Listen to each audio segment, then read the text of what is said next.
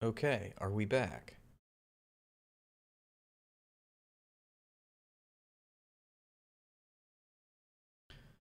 Well, luckily, I didn't get an actual strike on my page. Nothing has happened, so that's good. But it is kind of annoying, because that was just some classical music that I was streaming, but whatever. That should be part of the public domain, you know what I mean? In fact, I think it is. I mean, we could totally research that right now. Is Rachmaninoff part of the public domain? Yes.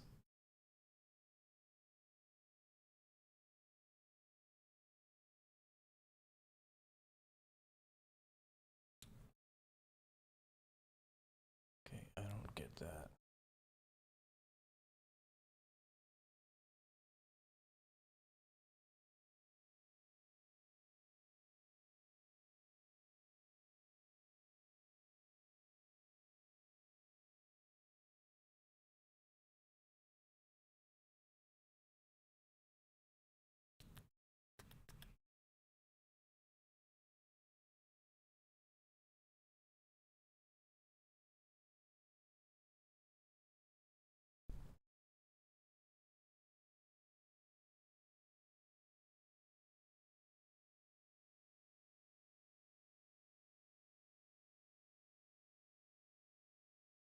Choosing the right project management tool can feel like Oopsies. The golden age of America is upon us. tonight, President-elect Trump And the golden skin. Phoenix for his largest public event since winning the White House, taking a victory lap. January 20th will truly be Liberation Day in America. Is that okay? Liberation Day. In his The capital L. long speech to the conservative Turning Point USA conference, Trump addressed his cabinet picks, tax cuts, and ending the war in Ukraine. President Sorry. Putin said that he wants to meet with me I'm a professional streamer, okay? That's what you need to know. as possible. The president-elect never spoke directly about last week's narrowly averted government shutdown. Democrats blamed Trump and tech billionaire Elon Musk for tanking the original deal. We're going to have Elon Musk also injecting instability into how we tackle very complicated and important issues for our country. Trump today attempting to put to bed rumors that Musk was actually pulling the strings behind the scenes. The new one is President Trump has ceded the presidency to Elon Musk. No. I knew that he was hurt by that. He was hurt by everyone saying that Elon Musk was in charge and Donald Trump was the junior partner. That's not happening. Republicans defending the role Musk has in the party. And we're going to bring in Elon Musk and allow him to help us see what we aren't being able to see. All right, Aaron Gilchrist for us. They're reporting, of course, on Mr. Trump's event. Aaron is joining us now from the White House North Lawn. And Aaron, the president-elect is also elaborating on some of what he plans to do on day one, right? Right, Hallie. Mr. Trump promised executive orders to close the border and to kick transgender people out of the military. He also plans to order federal workers back to in-person office work, or he said he'll fire them. Hallie? Thanks for watching. Stay updated about breaking news and Yeah, it's a shit show. I think that's more closer to the truth, RC Pilot, that Elon Musk is playing foil and Trump has the control. All right, what else is going on in the world today? Does anybody have any links that they want to share to the stream? Because I didn't really... I'm just trying to get going here. What is today? Sunday? There's no news on Sunday. Nothing happens on Sundays. It's God's day of rest.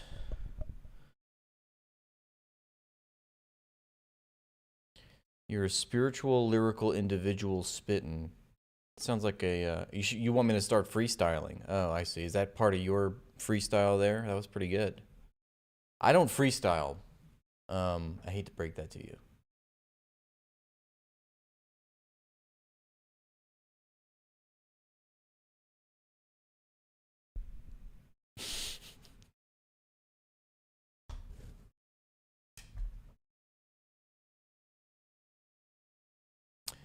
You can't prove that, name it, Maine. Come on now. Be real. Justin Trudeau has been pushed to resign.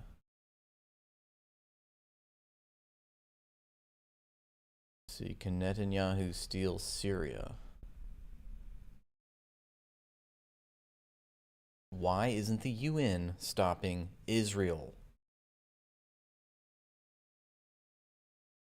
Well, I mean, I think I can answer that. Empire Files says everyday Israelis express support for genocide. Oh, that was 7 years ago. Wow. This is from 1 hour ago. Our man Luigi, free Luigi. A killing in broad daylight. United Healthcare CEO Brian Thompson shot in the back. Stunningly, the suspect at the center of the crime hailed not as a villain, but as a hero. Why the love for Luigi Mangione? Several are pointing to a healthcare system riddled with high cost and major disparities. Tattoos of Luigi Mangione's face, over $180,000 raised for his defense fund, with supporters lined up for the 26-year-old murder suspect outside of court. Adoration for an alleged killer, with the spotlight now sparking conversation about health insurance reform. Right now I'm living with my parents because I can't afford to have a house, and that's from my physical impacts of my illness, but also the financial impacts too, of just paying for what it takes to keep me alive. 2 out of 5 adults say they delay visiting the doctor. Should have pulled yourself up by your bootstraps, bitch. Filling prescriptions because of high cost. And for those who do get care, 1/3 say they become burdened with medical debt. The cost of medical care far outpacing inflation, with healthcare spending per person on average sitting at nearly $15,000. A new poll by Emerson College shows that 41% of people 18 to 29 say Mangione's actions were somewhat or completely acceptable. I think we're seeing a bigger issue with Gen Z, and they're reframing the issue in terms of the oppressors and the oppressed. I think Mangione has this kind of idea that somehow corporate people are the enemy. That's hardly the... How did he get that idea? I mean, how did he get that sick idea into his head? His feeble little head. These Gen Zers, I swear. Social media now the site of discourse on this crime, especially among the younger generation. All of the CEOs out there. What the fuck? They are the enemy. I'm so scared. Violence is not the answer. And now you're upset. You want us to cry because some man got shot in broad daylight? This happens. Welcome to a regular Tuesday at school in America. That video from Gen Z TikToker Rachel Geed has over 2 million likes. Why do you think that it went viral? They always do this. Whenever there's like a galvanizing issue, corporate media plays TikTok videos of Gen Z and pearl clutches as to their reaction. My God. Like, have we seen, we should play the Eric Adams speech about Luigi, his manifesto. So many people. It signifies that this is a time to be asking questions. For us and for like a generation, we're sitting here wondering why we should care about this when we haven't cared about all of the students that we've lost. According to correction officials who spoke to the New York Post, in the 10 days Mangione was behind bars in Pennsylvania, he received 54 emails, 87 physical letters, and 163 deposits into an account allowing him to buy commissary. Many people support this guy, but many others I spoke with say our country needs to take a serious look at the conditions everyday people face. Thanks for watching. Let's see if I can find it. Eric... is his name Eric Adams? Luigi is a hater.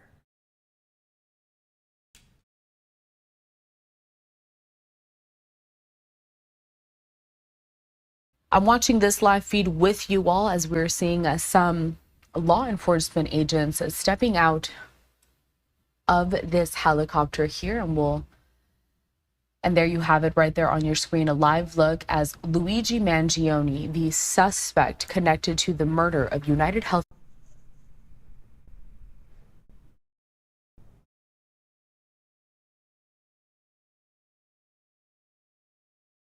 All right, the only reason I know it is because from this channel. Let's go back.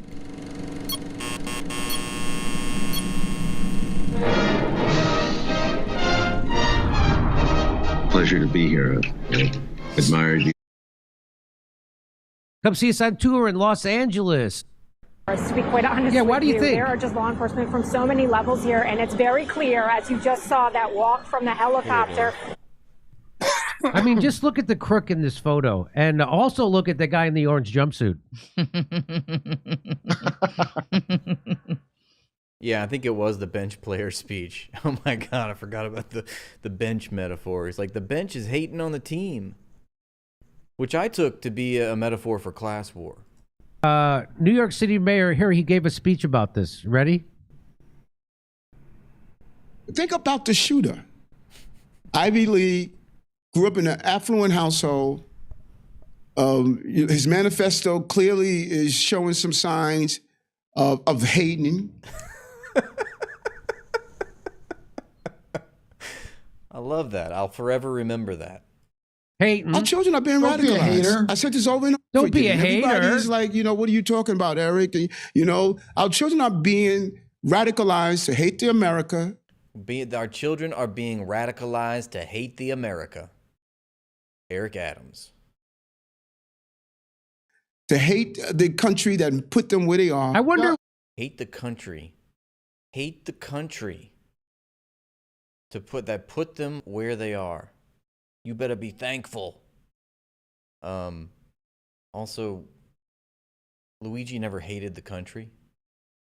No, he hated CEOs. No, he hated CEO. He doesn't hate America. Right. He had a problem with the CEO. It's almost like he loved America. Yeah. I mean, if you assume that this beautiful event really happened, which I'm far too cynical to believe. If he hated America, he wouldn't have cared. This person had all that one wants to have, but he hated. Yeah. Can you imagine that? He should have just shut up, He should have done what Eric Adams has done, which is being paid off. Paid off, what do they say that, like, how America is arranged? It's just billionaires paying off millionaires. Eric's just like he's not happy that Luigi did not take the bait. Everything to the point of shooting. Even though it literally has nothing to do with that, but. And we better deal with the radicalization of our young people. And yeah, he didn't this guy. He didn't just shoot some random dude. He shot a guy who kills people on a daily basis with a pen. Yeah, Eric Adams, the level of puppet he is. When they were against him for this weird Turkish thing he's involved in. Yeah. The paper, I thought this was insane. They put up a thing of Eric Adams inducted into the 33rd degree of Freemasons in secret ceremony. Really? I was like, well, if it's a secret. Violence just should always be directed downwards, okay, to the underclass. Violence should never be directed upward to the upper class.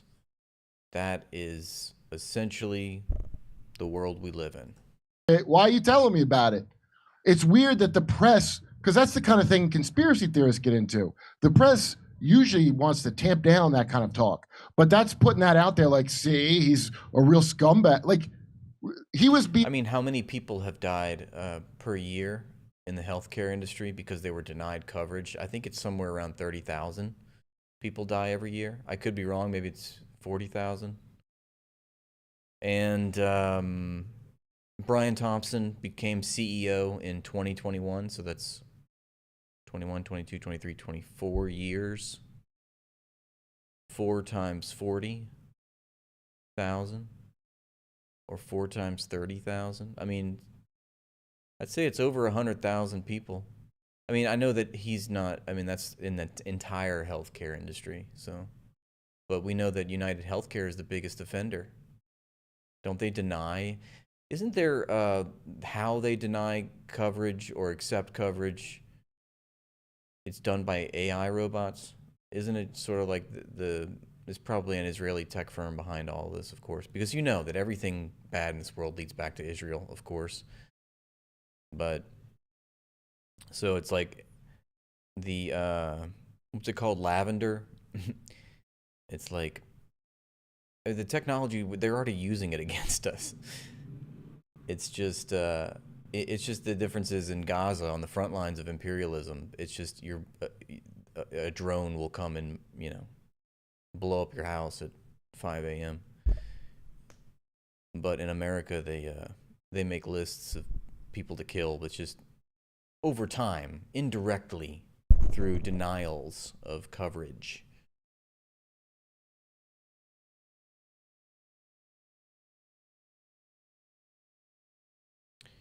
Hello, Pitchfork. You say we need a good solid war with a draft. These kids will go off and die for oil. That's the name of the game. Must protect corporate profits. Doesn't it lead back to the capitalist class as a whole? Well, of course. Everything leads back to capitalism. Don't get me started, okay? Yeah. So that was pretty funny. Eric Adams, I mean, everything that comes out of his mouth is just like so slimy. I can't believe he's a real person.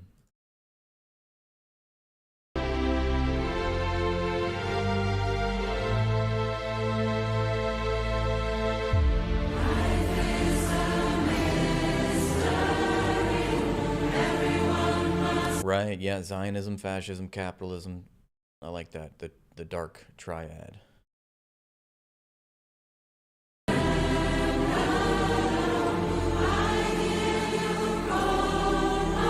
Anyway, check out this sick Stalin edit.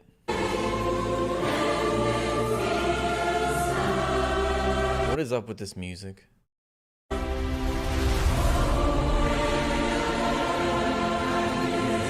has nothing to do with Russian culture.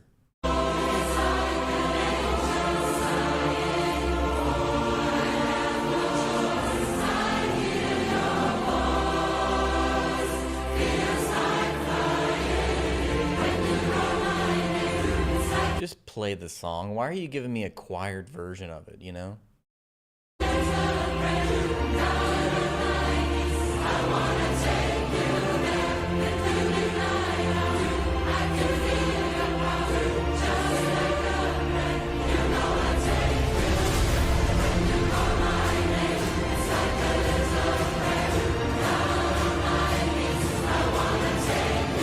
This sucks.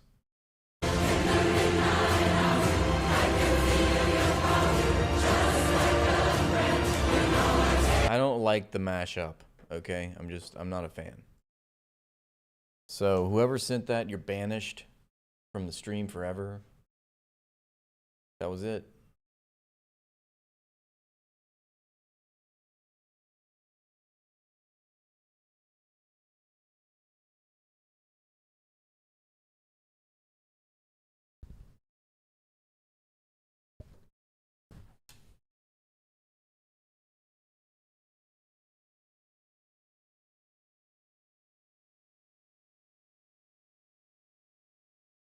Developing this morning, more local Amazon workers have walked off the job. This time on Staten Island, employees at the JFK 8 warehouse have joined the picket line with workers in Maspeth, Queens and around the country, all part of what the Teamsters Union says is the biggest strike ever against Amazon. Eyewitness News reporter Marcus Solis live at the Amazon facility in Bloomfield, Staten Island.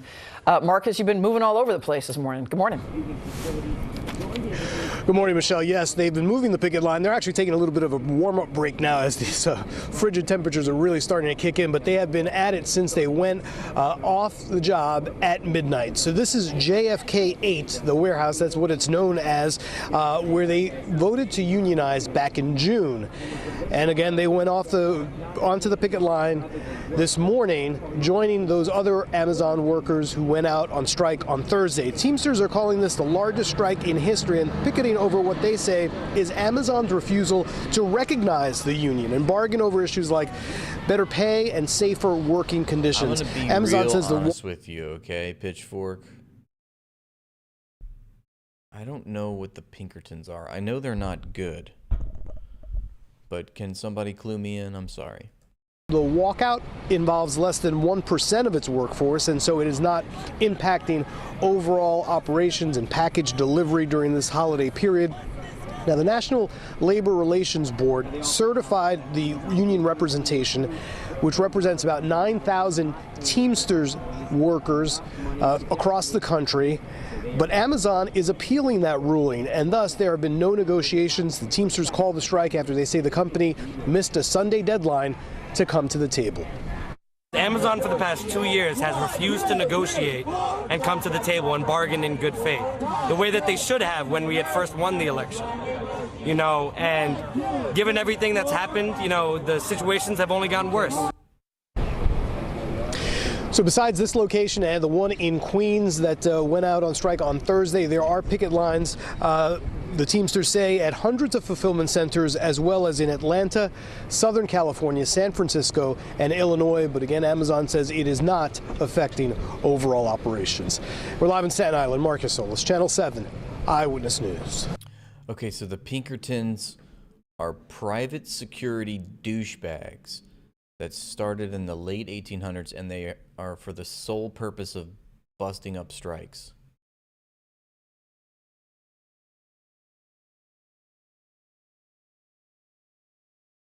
Dennis, you're a Teamster? That is the coolest thing I've ever heard about you. Because up until this point, I thought very lowly of you. Okay, I'll be honest. But now you just went up like a 0.5. So you're now at a 0.5 in terms of coolness. So that's cool. That's good. That's an improvement. The Teamsters have 1.3 million members. Okay, it's one of the largest unions in the United States. It's not the largest. I think the largest is about 3 million. I was Googling this the other day. You're a memester. Oh, you're so funny, Troy.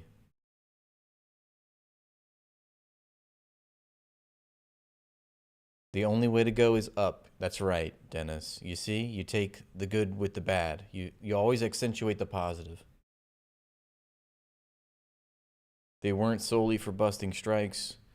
They were kind of the first national police force in America, but they were for hire. Sounds pretty racist to me. I don't know. Were they white?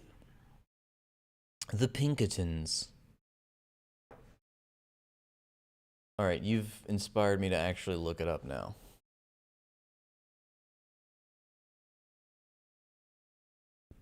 The Pinkerton Detective Agency. So it's a bunch of Sherlock Holmes. Let's see what the AI says. It's founded in 1850 by Alan Pinkerton and Edward Rucker. The Pinkerton National Detective Agency, the PNDA, was the world's largest private law enforcement organization during the 1870s and 1890s. Well, what about the 1880s? Did they just take an off decade? The agency was known for developing surveillance, undercover work, and mugshots. Some of their notable cases include Blah Blah Blah and Blue Blee Blue. They had thwarted an assassination plot against President-elect Abraham Lincoln in 1861. But then they finally got him in, I think, 1865. By a man named Lee Harvey Oswald, killed Lincoln on the front steps of the White House lawn in 1865. That's pretty wild that I could just rattle it off from memory. Let's see what Wikipedia says. Wikipedia don't lie. Pinkerton is an American private investigation and security company established around 1850 in the United States by Scottish-born American Cooper. What's a Cooper? It's a craftsman who produces wooden casks and barrels. That sounds pretty cool.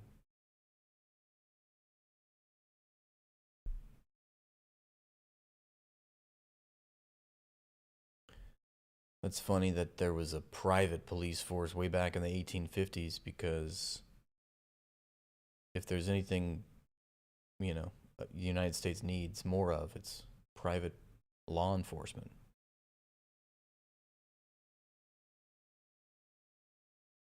And remember, the origins of police to begin with weren't they slave hunters? Oh, America. Developing this morning, more local Amazon workers have walked off the job. Amazon and Starbucks employees are walking off the job as two major strikes hit ahead of the holidays, just ahead. The Amazon strike is organized by the Teamsters Union, and they are hoping to put pressure on Amazon into better benefits, higher wages, safer working conditions. Meantime, Starbucks workers are hitting picket lines in Los Angeles, Chicago, Seattle, asking for fair pay. Their protests are expected to grow over the next few days. For more, I want to bring in ABC's Zohreen Shah, who is at a Starbucks in Burbank. And Zohreen, we can see the picketers behind you. What are they saying they want? So, Phil, I've been speaking to one of them this morning, and they say they want a resolution to unfair labor practices. They, of course, also want better wages, better benefits. There's 11,000 unionized Starbucks workers across the country protesting in places like Los Angeles, Seattle, Chicago, at over 500 locations. These protests are expected to grow in the coming days. And we have one of the spokespeople from this Starbucks, actually right here in Burbank, who's with us right now, Kai, to tell us a little bit more about what you guys are asking for. What is the number one thing? The number one thing is that Starbucks resolves over 100 outstanding unfair labor practice cases. These are people who have been fired illegally, and Starbucks is not resolving these cases. Roughly how many people does that include? I don't have the exact number, I'm sorry. Okay, but a substantial number, enough that that Hundreds, is the number yes. one priority. And the other priorities, higher wages. Can you tell me a little bit more about that? Better benefits. What exactly is the goal when it comes to those things? Overall, here at Starbucks, many of us are struggling. We struggle every month to pay our rent, to afford groceries, and that's unacceptable. We work here hard. We work often. It's just unacceptable for them to pay us such low amounts that we can barely afford to live. Do you think Starbucks is going to cave to your demands, or will you find a resolution? I think we will. And how long do you think you're going to be out here for? We'll be out here for the next 5 days. After that, I can't say what will happen. So until Christmas Eve? Until Christmas Eve. All yes. right. Okay. Thank you so much, Kai. We appreciate it. Phil? Thank you. Let's go to Burbank.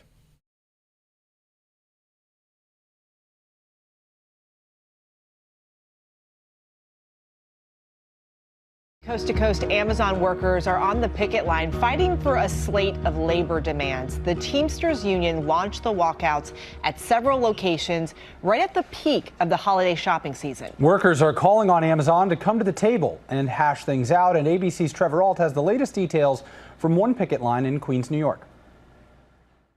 Hey, Eva and Will, so there are about 50 delivery drivers who are on the picket line here outside this Amazon facility in Queens. This is one of several strike sites across the country. You can actually see as the picketers go by, we have Amazon vans behind them in the facility that are loading up with packages, preparing to go out and make their delivery. So a lot of these drivers have joined the Teamsters Union. They're trying to force Amazon to the negotiating table. They want better wages, better working conditions. The issue is Amazon does not recognize the Teamsters as a union that represents their employees, and they refuse to meet them at the negotiating table. They also accuse these picketers, or at least most of them, of being outsiders, because a lot of them do technically work for a third party, even though that third party often only has Amazon as a client. They wear Amazon clothes. They often drive Amazon delivery vans. Now, Amazon insists, as the picketing is ongoing, their delivery schedule has not been disrupted, and all their customers can still count on their packaging arriving. But the picketers believe they can cause some major issues at a critical time for deliveries. Guys. All right, Trevor, thank you for that. Joining us now from Burbank, California is Teamsters General President Sean O'Brien. Sean, thank you so much for being with us. I'm curious, this is the second day of the workers on the picket line. What are you hearing from those workers today? Well, we're hearing some success stories. We are slowing the package down. We're stopping packaging, but more importantly, we are letting the general public know that it's not the workers' fault that we are on strike. It's Amazon's fault. They know what they're expected to do. They're hiding behind a DSP model where they're a joint employer, and they're refusing to sit down and bargain. This makes me wonder if, his answer right now is making me wonder if it actually is. Are they actually doing material damage to corporate profits at Amazon? Because he sort of glossed right over that point. I think it would be much more convincing if he had a full-blown answer for that. Well, we've stopped Amazon distribution center number 1 down. No packages are coming out of Staten Island or New York City. This is affecting millions of people, intercontinental. We have plans to do this, that, and the other. And he didn't really give that answer. He just said, well, we want to make sure that people know that it's Amazon's fault. So it makes me think there's like a more of a symbolic gesture. Because, you know, on the flip side, when Amazon's reached for questioning, they're saying how the Teamsters have overblown this, as if there's all these workers that are striking, but it's really not. It's like not essential. Like it's not really interrupting anything. So now it makes me wonder, you know, how many workers are striking at Amazon right now? Like, what's the number? I would love to know, like, the stats, you know? Where do we find something like that? How do we know so intimate the details of what is transpiring at the strikes? I need answers.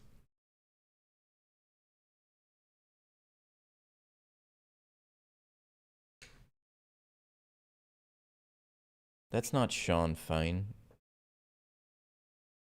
Chose to be members of the Teamsters, and their argument is contradicting, because if they're saying on one hand that they're not the employer, well, what about JFK? What about the other locations where the direct employees inside organized 2.5 years ago and their refusal to sit down and bargain a contract with the Teamsters union now? So bargain a contract, like you parked a car in Harvard Yard, you bargain a contract. the message is convoluted and inconsistent. Our goal here is to make sure we represent these workers, make certain that we get them the best wages, and Amazon needs to come to the table. They need to come. See, a lot of people gripe about, like, oh, you're advocating for a union, but that's not really the overthrow of capitalism.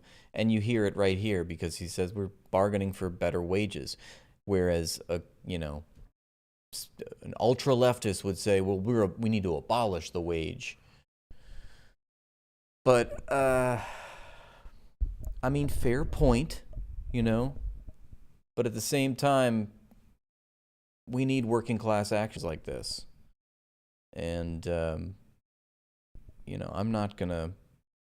not a labor organizer, I guess is what I'm trying to say, but I would love to study it more and find out, because it's all about contending with the socioeconomic conditions in the present moment, how to organize a strike and what to strike and all these questions that arises from your actions, what goals you hope to achieve.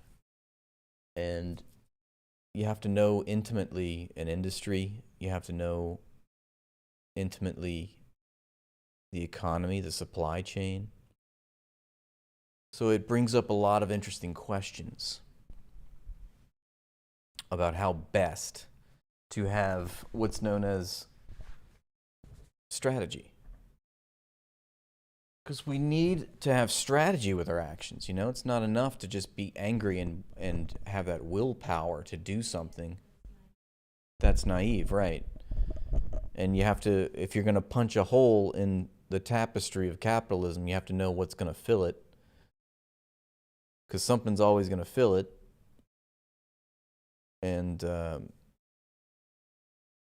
don't have the answer. I'm going to tell you flat out, I don't have the answers to those questions. But I have like a beginner's knowledge of it. Like, I know the idea is that we need to identify choke points in the economy. And, within a conglomerate like Amazon, a sortation center is a choke point. A distribution center is a choke point. And anywhere there is a transference between one part of the supply chain to the other, whether it be off a ship into a truck or into a warehouse or from a warehouse to a truck, those are all little points, seams in the supply chain where you can, and it's much easier to tear a seam, right? So it just depends on how much power do you have? What are you hoping to achieve by doing this action, whether it's striking a bunch of workers or, I mean, I don't really know what else you could do. Because withholding your labor is perhaps the most essential thing. That's right, and you have to bear the costs. That's right, Troy. You have to be able to feed the workers and, you know, dip into the union purse, if you will. And then, the corporate class is going to fight back. And what are they going to do? You have to predict what they're doing, and you have to know when to strike. Another thing is just knowing when to strike, because it's a war, and in war there are times of attack and times of defense, and you always attack when your opponent either least expects it or is at its weakest. And it's like every time there's an economic collapse, that's a weakness in capitalism.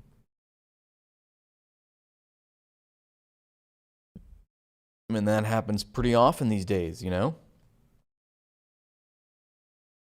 Imagine if instead of imagine if Obama was actually the thing that people thought he was when he was elected. And when the economy collapsed, he nationalized, the housing industry, or he nationalized the banks that were the criminals in collapsing the housing industry. Or what if he nationalized the auto industry? When my point is that because capitalism is based on an irreconcilable contradiction, it will always collapse from time to time. It's almost like a science. It's a math. But what if in those moments we had Lula, President Lula, or President Allende,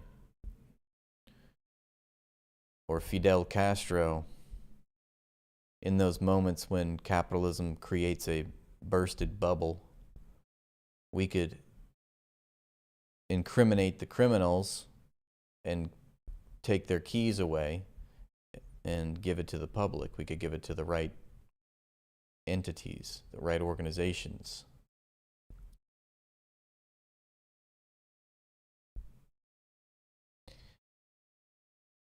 If Obama was Sanders, ? I don't know, because Sanders is not a good litmus test at the moment.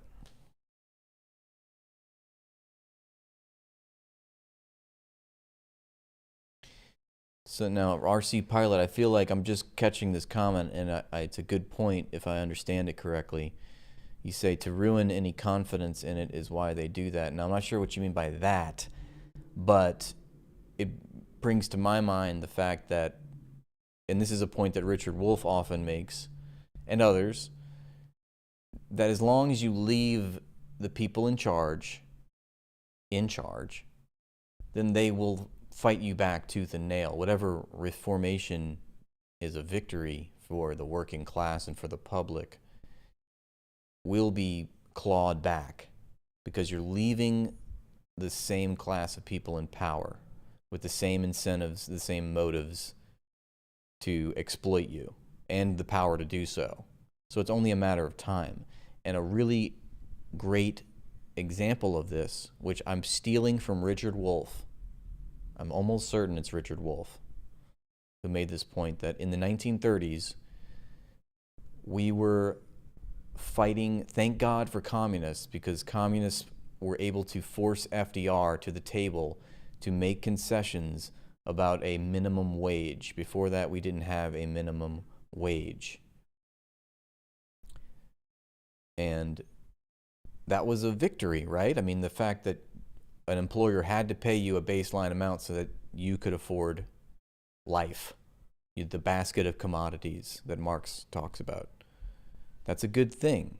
I mean, that's a reformation, but, we can thank communists for that. But what are we fighting for in 2024? We're still fighting for a minimum wage. We're fighting for a wage increase, but that's just the point, is that you get that minimum wage, you got that guarantee. Well, now the class of corporations are going to raise the price of goods and services arbitrarily because they can do that. You know, who sets the prices? In this situation, it's large institutional investors that are sitting on the board of directors for these multinational corporations. So they have all these mechanisms at play. And to RC Pilot's point, even if it's a small concession, that wouldn't actually mean a lot to them if they were to concede the point and give this small victory to the working class. I mean, you can think of a whole slew of examples. I mean, one that's probably not so small is something like abortion rights. Like, I don't think that it would mean too much in corporate profit accumulation if, you know, we nationalized abortion rights, or we made it enacted into federal law, not left it up to the states like it is now.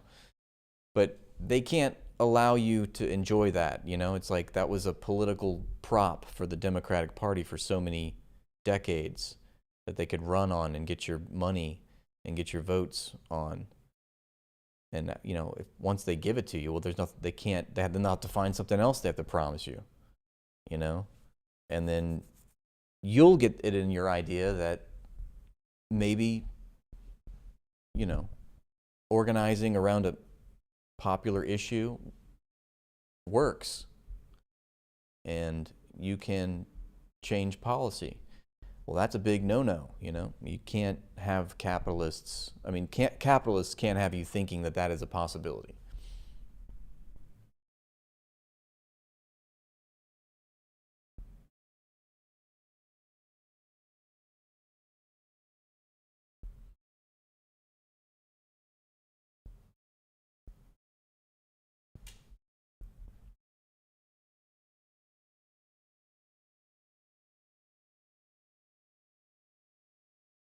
And be held accountable.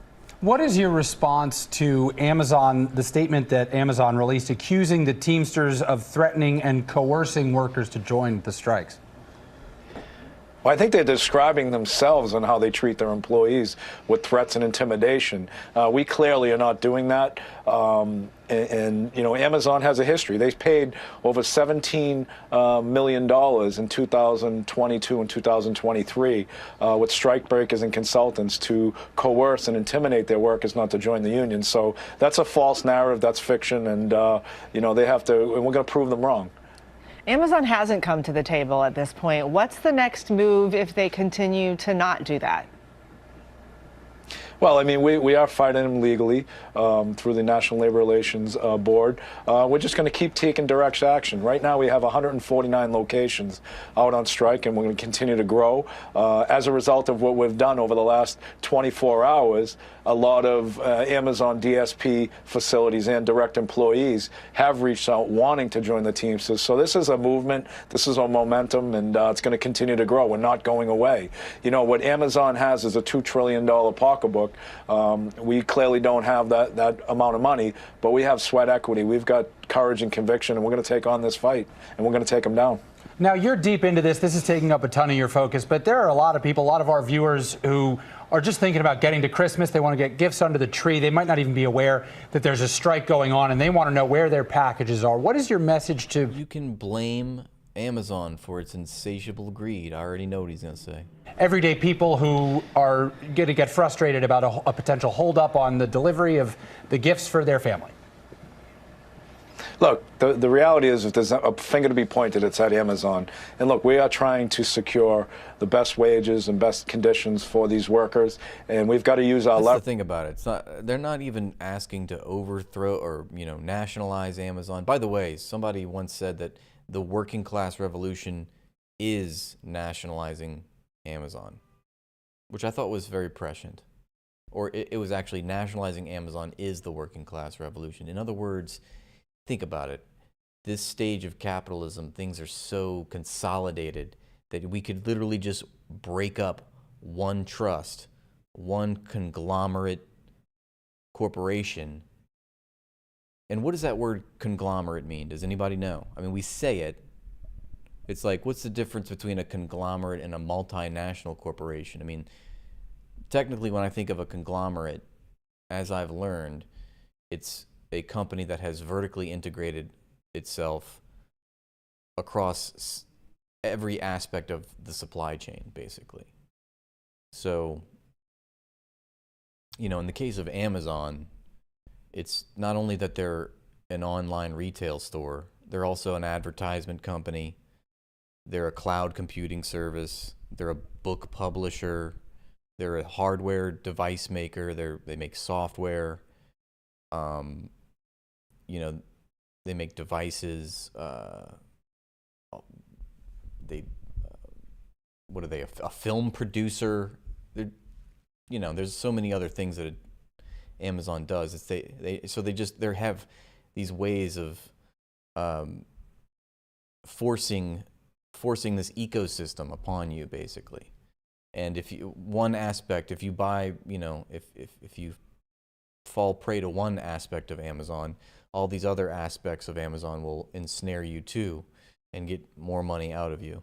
And they'll force it upon you. And like they can force tying arrangements, for instance, where you, for instance, if you want to be selling merchandise on Amazon, if you even want to be viable or competitive, you have to be a partner with Amazon Prime. You have to be Amazon Prime eligible or whatever.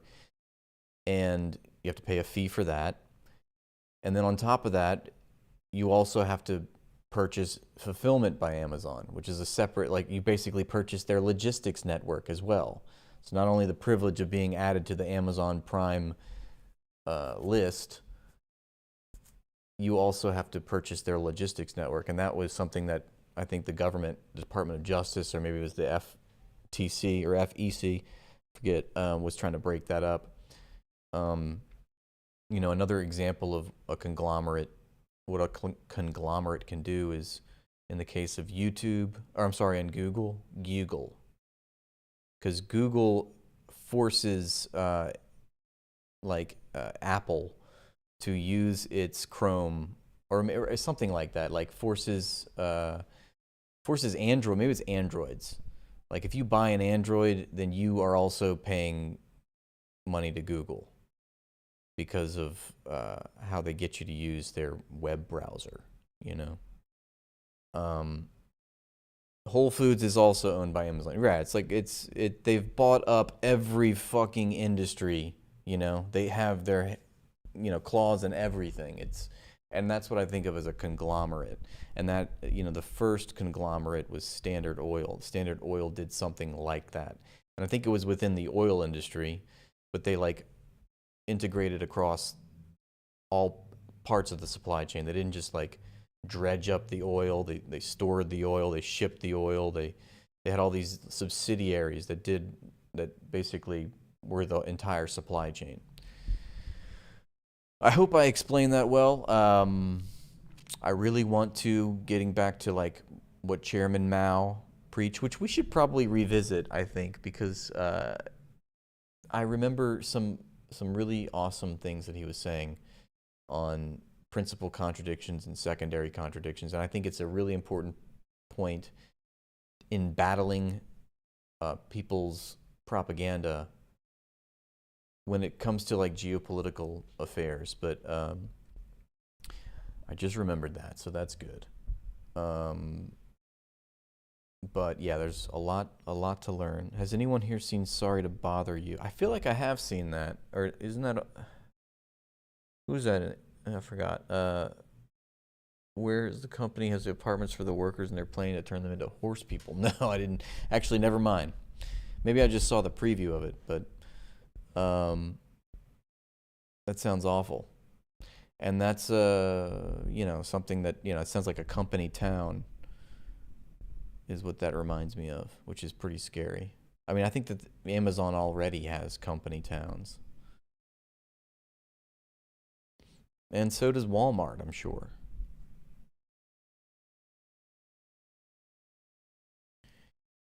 A Mao stream, yes. We've read Mao on stream. Mao, Lenin, Stalin. We go to Marxist.org. Everything's free, which is great. You just go to Marxist.org and you read some shit. It's great. Unfortunately, it may come at inconvenience to the consumer, but the consumer also has to remember during COVID, when they were getting packages delivered, providing goods and services, these are the same Amazon employees that were making certain total disregard to their own safety and the safety of their families. They were making certain that the general public was provided with the necessary. I wonder to what extent are unions compromised by having to collaborate with corporations. Because you know that one thing capitalism does is buys out its competition. Just the same thing that Israel does to the Fatah movement or the PLO. To what extent have corporations bought off the unions, you know, and their VIPs inside the unions? I don't know. Goods and service, they need to survive. So if I was going to say anything to these consumers, be patient, but also make certain that Amazon's the one that caused this issue, not the drivers, not the Teamsters Union. All right. Teamsters General President Sean O'Brien, thank you so much for joining us. What did we learn on More Perfect Union the other day with, I forgot what corporation it was, but they did some nefarious shit called a divisive merger, because I just saw that y'all talking about mergers and acquisitions. A divisive, divisive merger.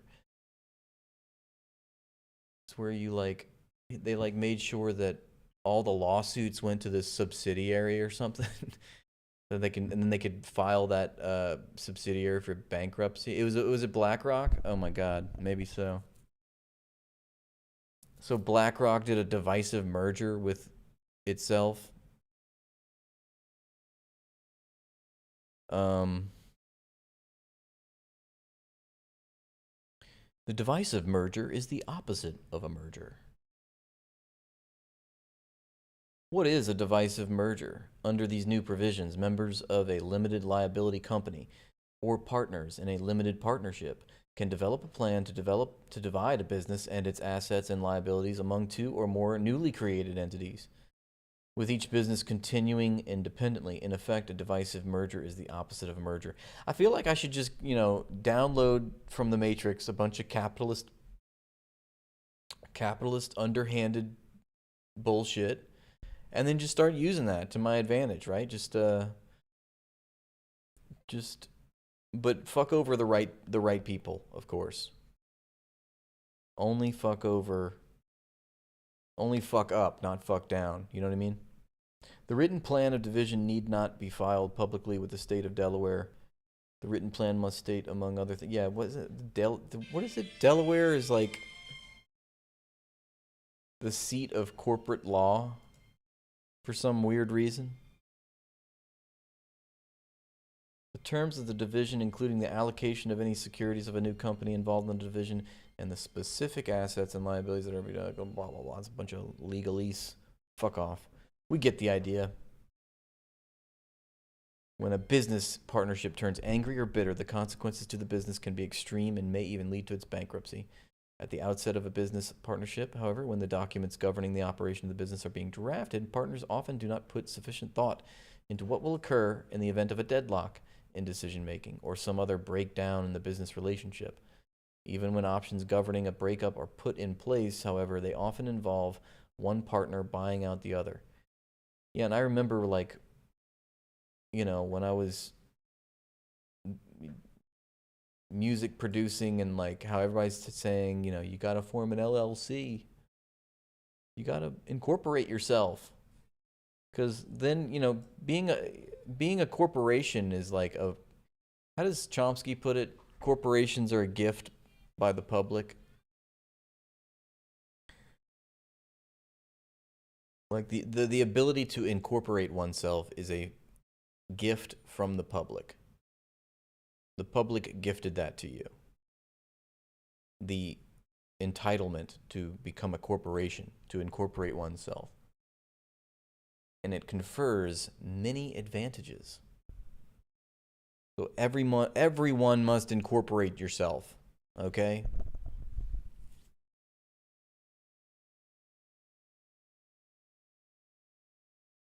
I don't know, Screaming Monk. I really didn't get that too far into the metaphor.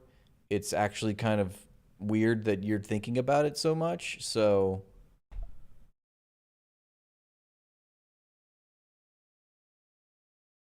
incorporating yourself gives you armor from litigation. Yeah, so you have to do that if you want to, because you got to be immune to any criminal offenses that you might be accused of.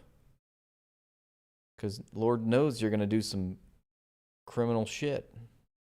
That's why a company buys another company and destroys it with the Texas split. Is that what that's called? The divisive merger? Is that the slang for it? The Texas split?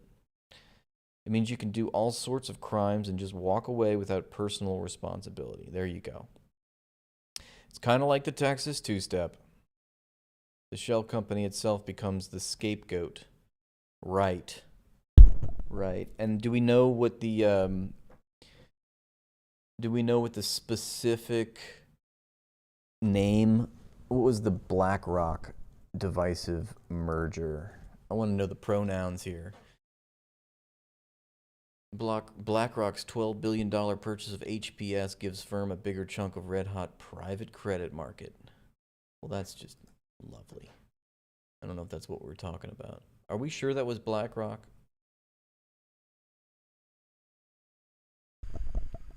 I mean, that's funny because if you did so, it's probably because you know of the same example that I'm talking about, because it happened in Texas. They just put the company out of Texas for some reason. It's like all my exes live in Texas. It's like we're going to put the lawsuit company, the company that's getting all the liabilities, the liability corporation is going to be in Texas, and the asset corporation is going to be in, I don't know, Delaware, I guess. So what's this fascination with Delaware?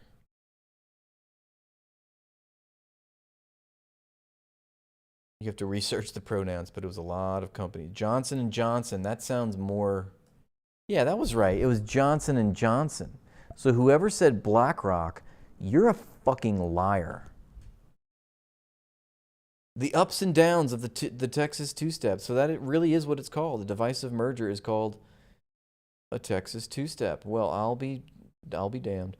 It isn't often that technical bankruptcy mechanics find their way into national news headlines. One notable and repeat exception to this is the resurgent Texas two-step. Although it was far from the first, the most highly publicized example in recent years is the J&J LTL proceeding, which has reignited interest in the approach. Yeah, yeah, baby. Ooh, ooh. What song is that?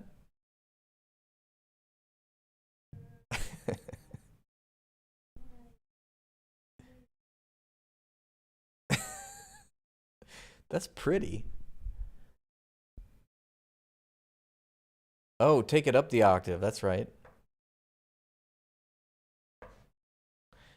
Oh, it's the Delaware. I knew it had to be some sort of tax evasion bullshit. The Delaware tax loophole. The Delaware tax loophole. Thank you for this. Rock and Rolla. Investopedia. Oh my God, we need to be just staking this shit out. We got to study the competition. Okay, I want to be a detective on a stakeout. My ultimate goal. The Delaware tax loophole allows companies to avoid paying corporate state income tax by setting up a subsidiary in Delaware where a company can transfer intangible assets.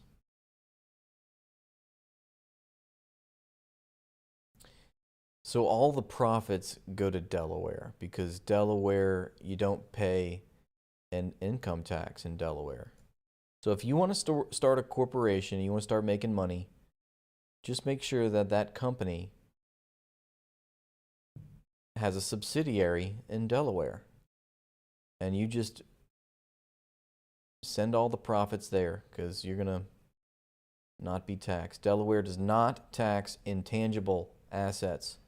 So a company does not have to pay taxes on the money it transfers to this subsidiary. The company can deduct the money, usually royalties, it sends to the subsidiary in the state in which it is incorporated. Why is Delaware a tax haven? Delaware is a tax haven for many reasons, including no sales tax, the Delaware tax loophole, a low corporate income tax, business-friendly laws, and a beneficial franchise tax system. Yeah, but you got to be in Delaware, though. I mean, I find it interesting that, of course, it's Delaware that has the tax haven. They're so desperate for people. Please, come to Delaware. All right, look at this. This is, look at this copium. It can be lonely to have a middle-of-the-road opinion on the Middle East. And look, a shot of two, college students who are, or faculty that are, they're in the shadows. They're in the dark shadows because they have such nuance in their understanding of Israel-Palestine that they have. This is where they congregate. At Harry Potter's School of Magic.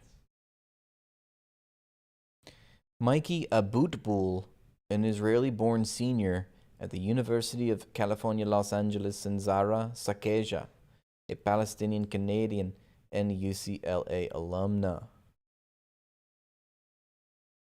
Yes, the middle road of a genocide. That's right, Kane.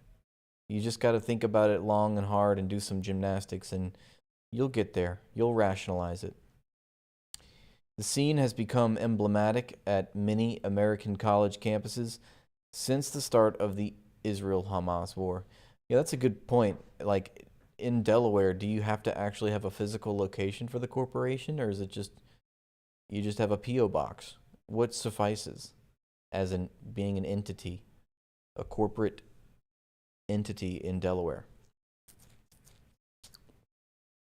Students waving Palestinian flags face off against students waving Israeli flags, each group shouting chants that enrage the other side. But sometimes there's a quieter group standing in the middle. That's right, the enlightened centrists, guys. They're so brave. Last spring, Mikey Aboutboul, an Israeli-born senior, and about 30 like-minded people stood in the center of dueling protests and began chanting slogans that challenge both camps. I love to see this. They wore purple T-shirts to stand out from those around them. Palestinians and Jews, war and killing we refuse. Oh, that rhymes. Palestinians and Jews, war and killing we refuse. Now look at how this is so subtle, but it's there. Just in the simple phrasing of Palestinians and Jews. So what you've put in people's minds is, well, one's a national group, a national identity. The other is a religious identity. So you're trying to, once again, say that Jews are a national identity and they have a national territory by equating them with another national group. Why not say Muslims and Jews? Well, you can't. You know? It's Palestinians and Jews. What about Jewish Palestinians? What about Palestinian Jews? Well, so the enlightened centrist has already sort of adopted this anti-Semitic rhetoric that I disagree with in their so subtle but insidious chant. They chanted, inspired by a grassroots peace movement in Israel. Yeah, a peace movement in Nazi land. That makes a whole lot of sense. In Gaza and Tel Aviv, all the children want to live. That doesn't rhyme, unless you said Tel Aviv. In Gaza, in Tel Aviv, all the children want to live. The only thing is, though, there's only one of those places where the children are being threatened, and that's in Gaza, and not in Tel Aviv. No children are being massacred in Tel Aviv.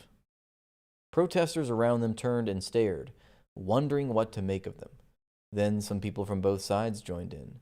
Mr. Aboutboul recalled, "That was kind of an amazing moment for me," he said, adding, "These things resonate because they're human messages.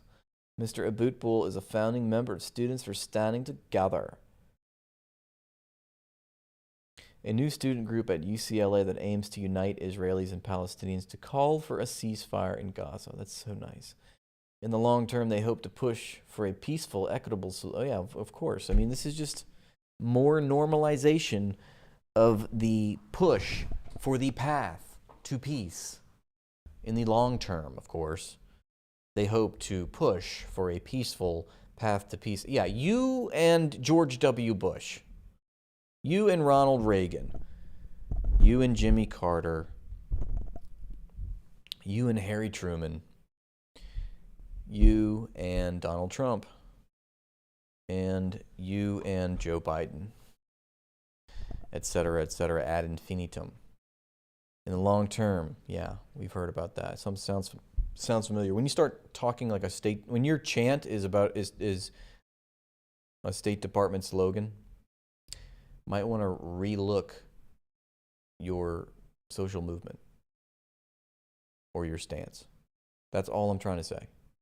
He is also part of another broader group, students and faculty members on college campuses across the country whose nuanced views place them between the extremes of the extremes of Israeli-Palestinian advocacy. Yes, because it's very extreme to advocate on behalf of a group of people searching for human rights.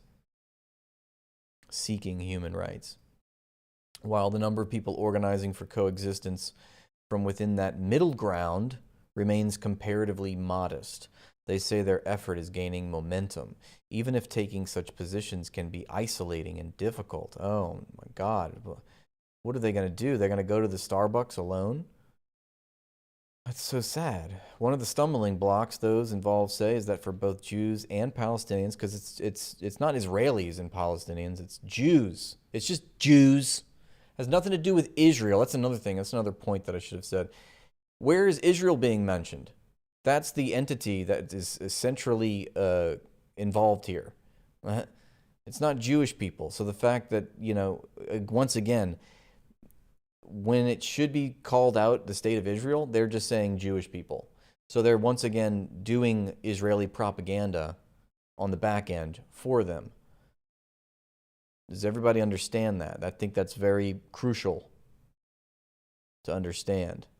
It should read Israelis and Palestinians.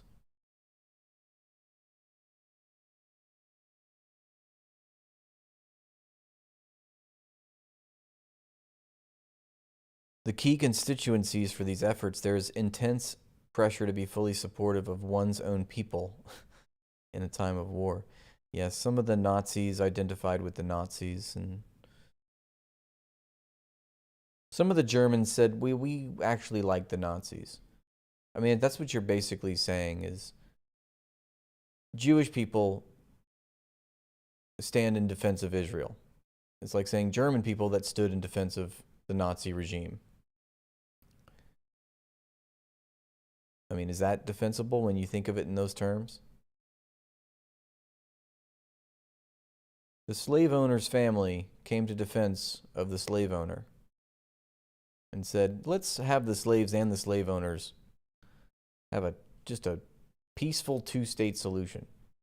Left-wing progressive Jews particularly can find themselves caught in a kind of partisan no man's land. Man, that's so sad.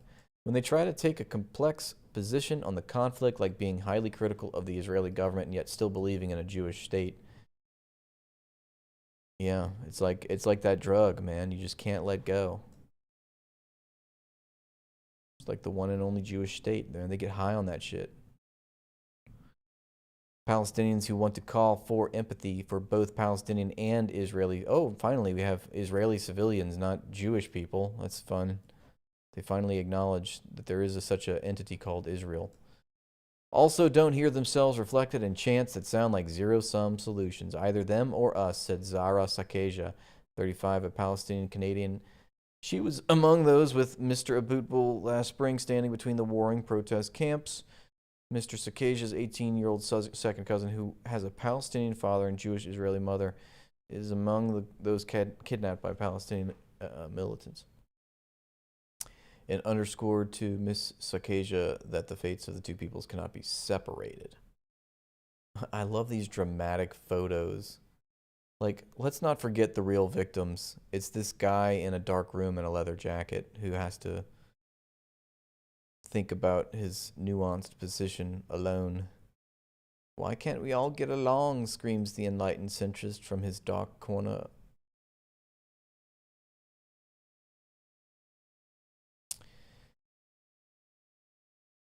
While she also wants a free Palestinian state, she wants a peaceful way forward. I think what we made really take a beat was just the sheer violence done in the name of the Palestinian cause. So she's a Palestinian condemning the violence of Palestine. She's a Fed, okay? Why did they get this person for this article? Unreal. I think what made me really take a beat was just the sheer violence done in the name of the Palestinian cause. So of all the quotes that New York Times could pull, and from all the people that are supposedly advocating for Palestine, you know, as a Palestinian, they get this Palestinian to say, or Palestinian American, to say that, give us a quote, pearl clutching about the violence done in the name of the Palestinian cause. She just couldn't stand for it, and she really just started to try to find others who were feeling the same way that she was. At Columbia University, Aaron Dardik, an Israeli-American student, formed a group called CU Jews for Ceasefire after finding that his viewpoint wasn't fully reflected in the main pro-Palestinian student movement. He is a pacifist who spent his teen years with his family in the West Bank, but who ultimately refused to serve in the army in Israel. God bless them, folks. They just don't, they don't like violence, okay? He believes in working with Israelis and Palestinians toward collective liberation in a world not divided by ethno-nationalist. Yeah, so it sounds like you don't believe in the state of Israel. Ethno-nationalist allegiances? Or how about ethno-religious allegiances? Sounds like the answer is a one state where Arabs and Jewish people and Muslims all live in peace, like they were before a settler colony was imposed by an imperial force with a monopoly on violence. His ad hoc group now has over 100 members, he said. Some are anti-Zionist. All right, this is a bunch of bullshit. I just find it funny that New York Times is trying to make it like they're the victims. These the death of enlightened centrism. Oh God.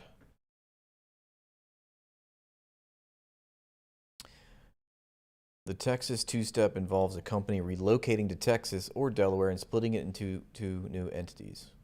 One of those resulting entities primarily houses the prior company's assets. The other holds its tort or other major liabilities.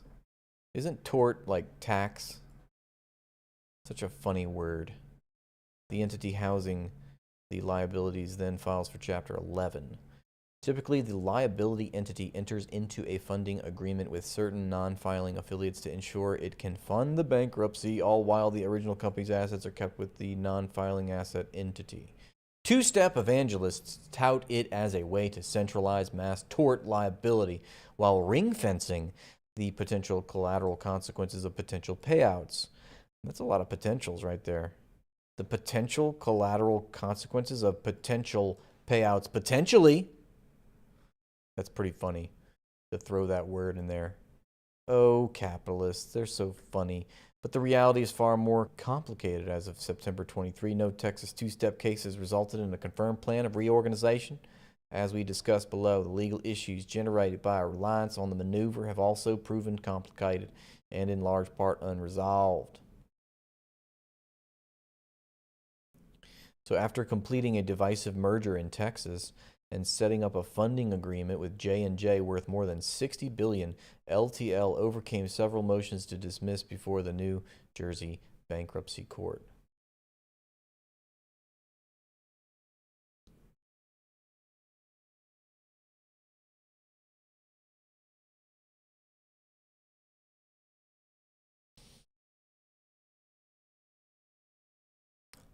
It really is just all a scam.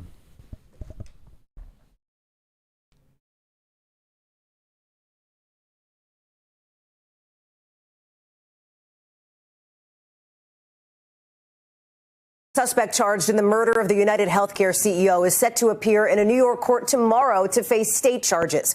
NBC News legal analyst Danny Savalos is outside the courthouse. And Danny, we think this is going to be a fairly brief appearance. It will be. Luigi Mangione faces 2 murder cases, state and federal, in connection with one killing of the United Healthcare CEO, Brian Thompson. Tomorrow, in this courthouse behind me, Mangione will face his state court case and for the first time appear at his arraignment. At that arraignment, they will deal with issues like bail. He's not likely to get bail. And of course, his rights, like the right to counsel. He's already got counsel. And he will enter his presumably not guilty plea. The arraignment is likely to be short, but tomorrow is the first chance for his legal team to formally respond to the charges against him. There's already a January 18th federal preliminary hearing, but that could go away if he is indicted before then. Hallie? Thanks for watching. Stay updated about breaking news and top stories on the NBC News app or follow us on social media. Tonight, a holiday travel mess. Amtrak trains down for hours across the Northeast. And the terrifying scene after a truck crashes right into a busy mall on this weekend before Christmas. Trains halted from Philadelphia to Boston. Into a busy mall on this Christmas weekend. Look over here. Look at this truck. Crashed into a busy mall. Ooh.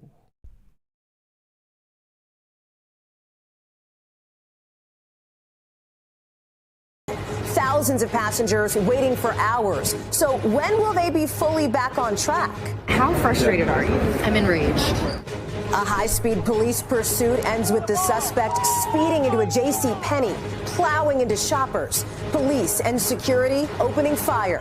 Tonight, we hear from survivors. I run up. I'm like, I gotta get out of here. I gotta go. 2 American pilots. So that was at Lakeside Mall?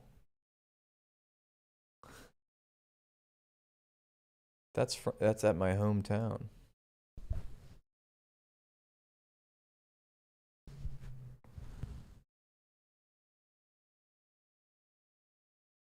Oh, fuck.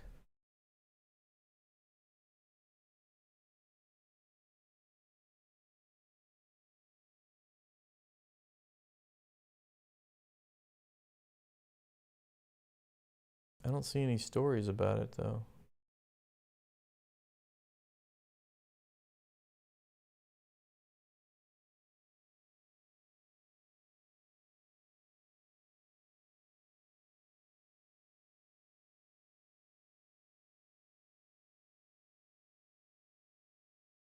Rescued after their fighter jet was shot down by their own military.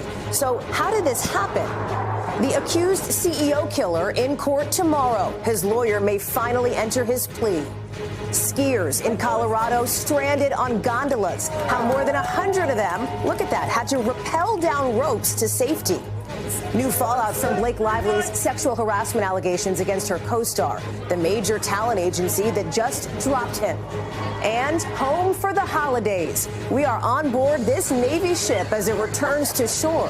The emotional reunions as Christmas wishes come true. This is NBC Nightly News with Hallie Jackson. Good evening. We're coming on the air with a new holiday headache for travelers trying to celebrate the season. Major delays, snarling train traffic on the East Coast. Look at this. Crowds of people stuck for hours in New York City and beyond to Boston and Philly because of down power lines. The weather's mainly fine. No big problems at the airport. But for folks who've been looking for an alternative to flying or driving, a messy start to the holiday travel stretch. And late tonight, service still is not fully back on track. Priscilla Thompson starts us off. Line after line after line. This was the chaotic scene at New York City's Penn Station today, where hordes of rail passengers were left stranded for hours. How long have you all been here? I've been here since 5:30 this morning. Routes between New York and Philly, D.C. Let's see that clip. I'll probably get banned for this. We'll see.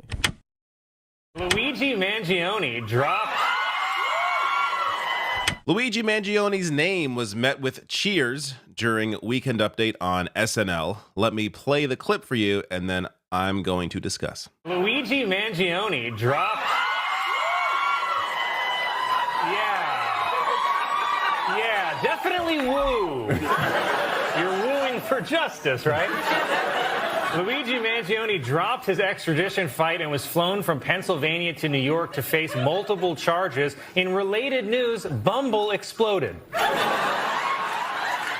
All right, so as you saw there, the crowd cheered at the mention of Luigi Mangione before Colin Jost could even get to the joke. Before I get to some information here and my thoughts on this, I want to hear from you in the comments. What is your experience with this? And I want to know particularly about people that are not politically engaged. What are their thoughts about Luigi Mangione?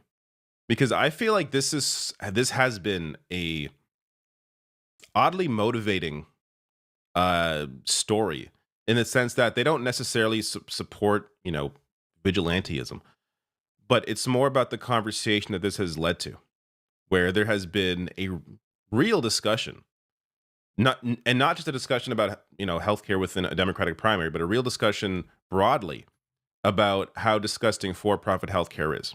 Again, separate from a Democratic primary. I'm mentioning that because this was a discussion. Medicare for all, for the insanity of for-profit healthcare was a discussion both in 2016 and 2020 while Bernie Sanders was running in the Democratic primary.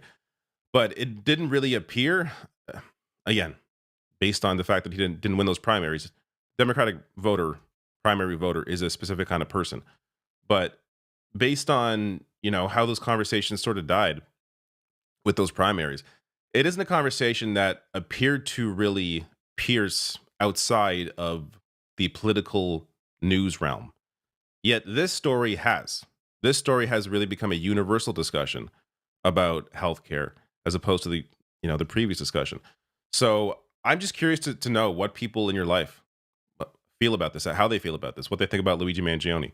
But before I get to some other stuff, this is the data that I want to share. So Axios here. So I shared this poll in, I think, a few videos ago, but Emerson College polling here, writing, share who say the United Healthcare CEO killing was acceptable or somewhat acceptable by age. And you can really see the differences here in the age. So 18 to 29-year-olds are at 41%. And I want to be clear, that is a plurality. Panel, Democratic political consultant Haley Lichtstein and Republican strategist Matt Klink. Welcome, both of you. And Matt, I do want to start with you tonight. Trump pushing back on Musk's influence, saying, quote, he's not going to be president. We do hear some Republicans approving of Musk's involvement today, others saying it's only a matter of time before he runs afoul of Trump. Matt, how long do you see Musk's influence lasting on Trump? Look, Elon Musk is going to ride this train for as long as he can. I have to laugh, though. It's, for 117 days, we heard that Donald Trump was a dictator. And now we hear that Donald Trump is a puppet. I say, Democrats, you got to get your messaging straight. So, look, what Elon Musk did was he took a 1,500-page boondoggle of a bill that was a Washington Insider bill loaded up with pork, and he put a tweet up, and hundreds of thousands of people reacted and talked to their members of Congress, and the bill that ultimately was approved was 171 pages. I call that a victory for the American people. Haley, I want to get you in here. Your response on the influence of Musk. Yeah, absolutely. I mean, what we saw this past week wasn't just I know, he's got a Reagan poster. Is that? I didn't even see that. Oh my God, he's got Reagan and he's got Obama. This guy's so cooked. Of power and wealth in this country in one individual unelected person like Elon Musk, who is emulating an oligarchy. He was able to effectively impact our democratic institutions and government operations through his unchecked or widely unchecked power that he purchased through his community. Well, I mean, that's kind of the status quo. I mean, it's just that it's happening like out in the open. In a way, it's kind of good. It's like showing you that It's just way more mask off, I guess. Because this is what happens exactly behind the scenes. Billionaires influence senators' votes. They legislate, you know. So her saying this is like, well, that's capitalism for you. You know, these things are already happening, but it's a very public story. I hate when they try to single out one story, one phenomena, as if it's, you know, an anomaly. Like, this is what happens every day in Washington, D.C. Platform. So I think it's widely concerning, and anyone who cares about the future of democracy. So it wasn't widely concerning 3 days ago before this happened? Nothing was widely concerning? Everything is widely concerning and has been. Very concerned. But also to reply to the comment that was just made, the government shutdown bill or funding bill that was ultimately passed was only passed because Democrats came to the table. 34 House Republicans voted against it, and without Democrats putting policy over politics and putting the American people first, that bill would have never passed. Matt, I want to go back over to you. I want to ask about the Wall Street Journal report that Biden has been diminished for some time now. We had Lindy Lee of the DNC echoing this at the top of our show last hour, and she said she tried to raise the alarm about this back in July. The administration is denying Biden has Anyone with hundreds of billions of dollars is severely impaired. They're insane. I mean, in fact, we were just learning about how if corporations were people, these people would be psychotic. Like, they demonstrate.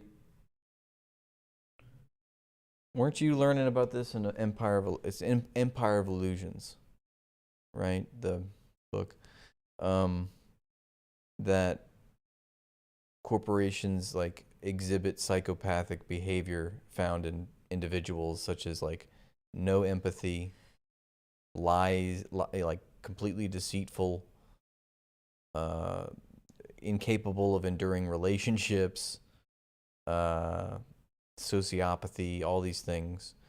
And these institutions, which behave like verified psychopaths, are the ones with all the power that govern our lives. What is your perspective on this report? Well, it's the worst kept secret in Washington, D.C. Everybody in America has seen the president's decline.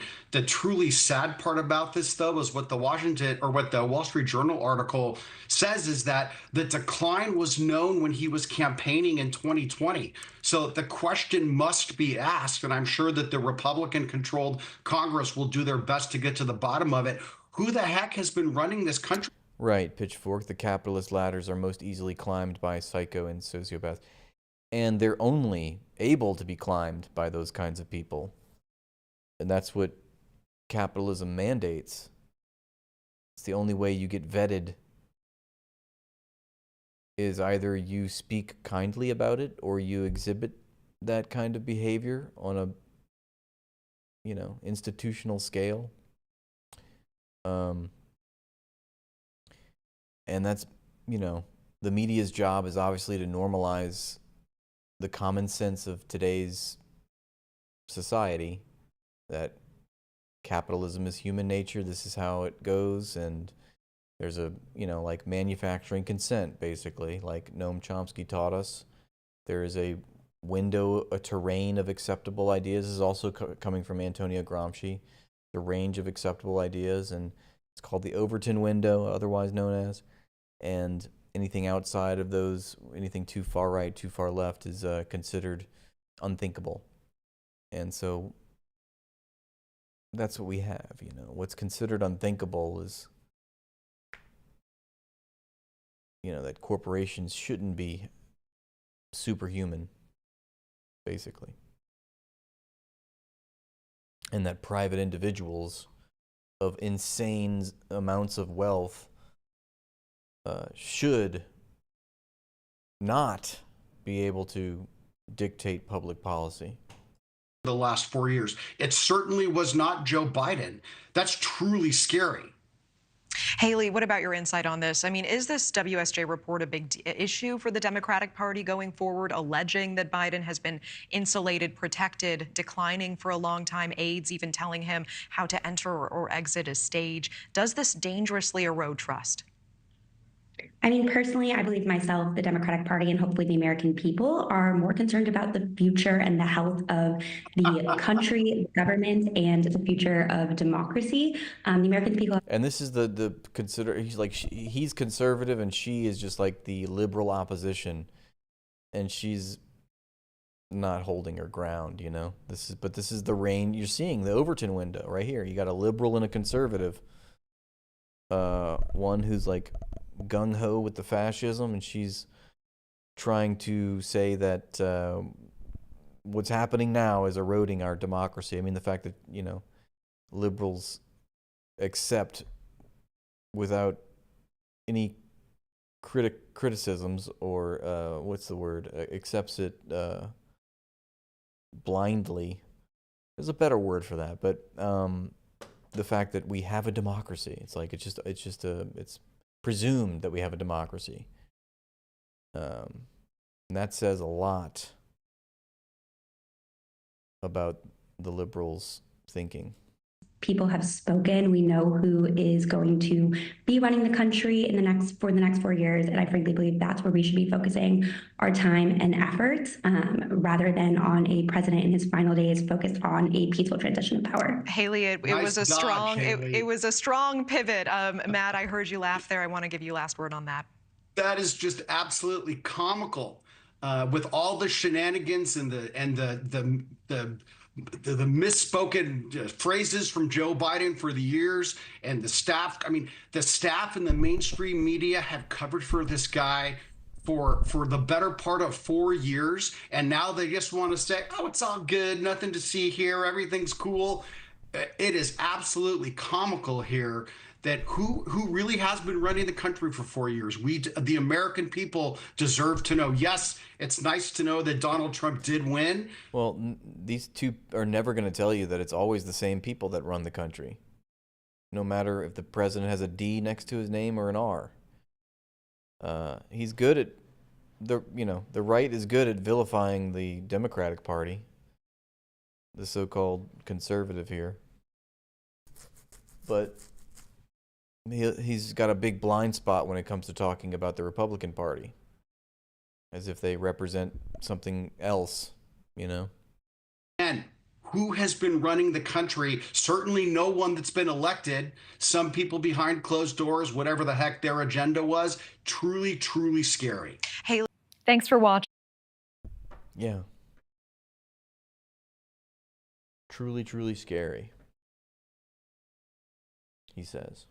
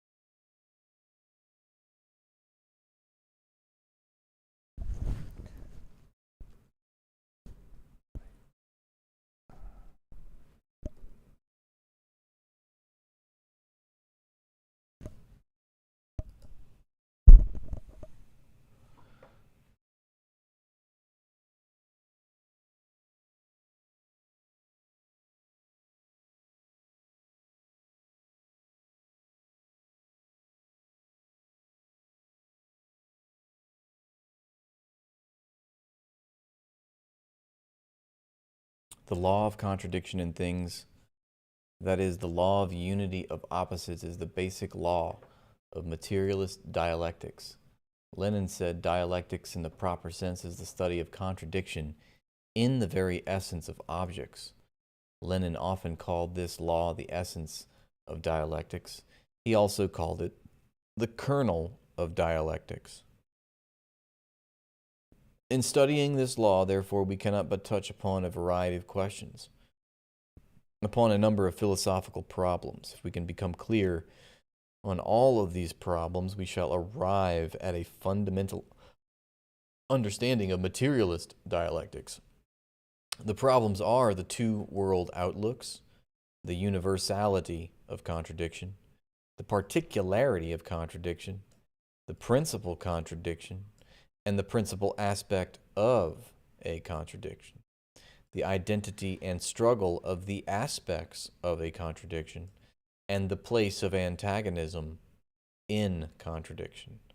Okay, so that's a lot of meat on them bones. Let's go over that. The problems are the two world outlooks, the universality of contradiction, the particularity of contradiction. I know that this was an interesting point he makes, the universality and the particularity, how you can only understand the universal through the particular. You can only show like the universality of contradictions by studying very specific examples. The principal contradiction and the principal aspect of a contradiction.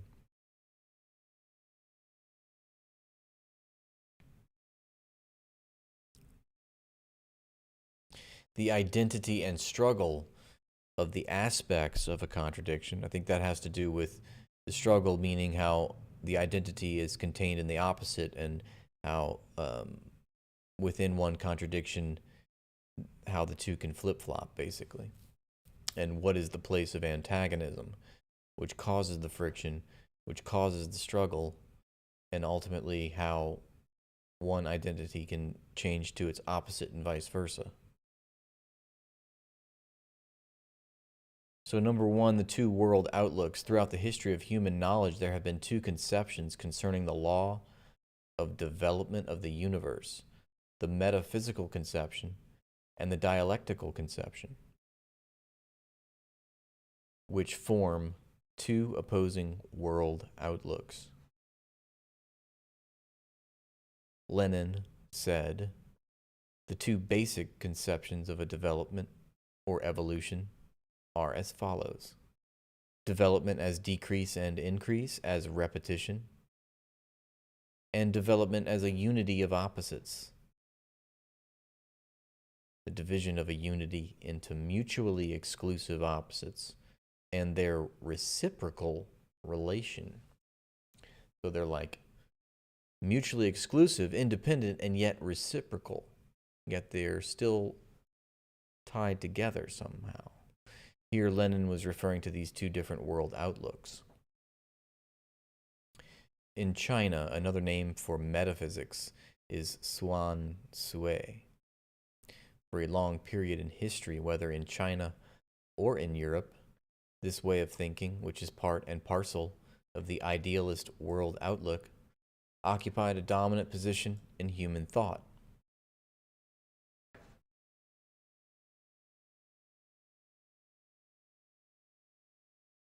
Shit's long. Symbiotic, yeah, that's a good word. In Europe, the materialism of the bourgeoisie in its early days was also metaphysical. As the social economy of many European countries advanced to the stage of highly developed capitalism, as the forces of production, the class struggle, and the sciences developed to a level unprecedented in history, and as the industrial proletariat became the greatest motive force in historical development, there arose the Marxist world outlook of materialist dialectics. Then, in addition to open and barefaced reactionary idealism, vulgar evolutionism among the bourgeoisie to oppose materialist dialectics.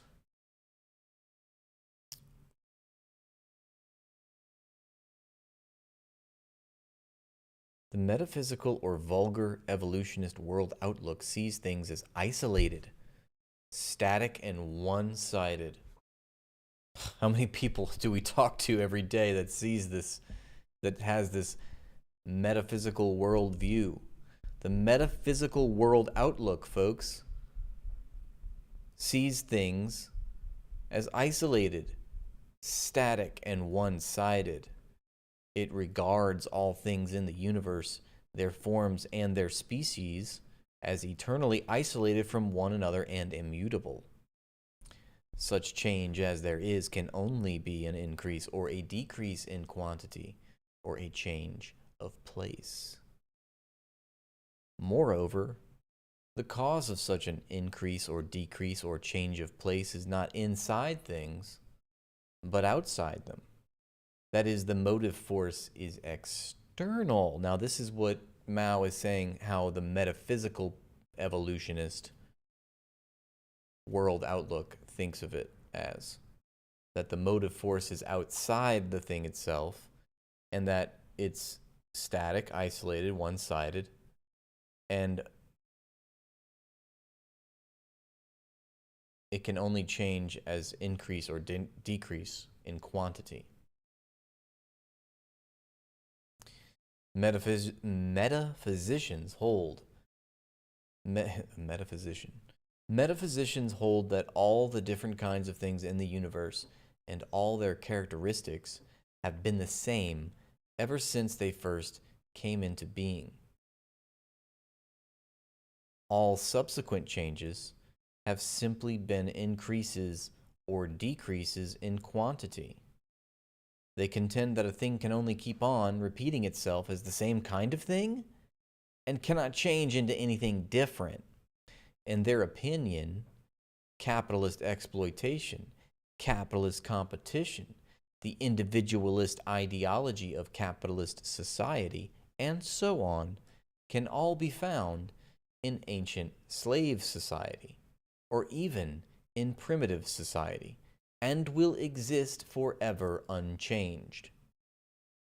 They ascribe the causes of social development to factors external to society, such as geography and climate. They search in an oversimplified way outside a thing for the causes of its development, and they deny the theory of materialist dialectics, which holds that development arises from the contradictions inside a thing. Consequently,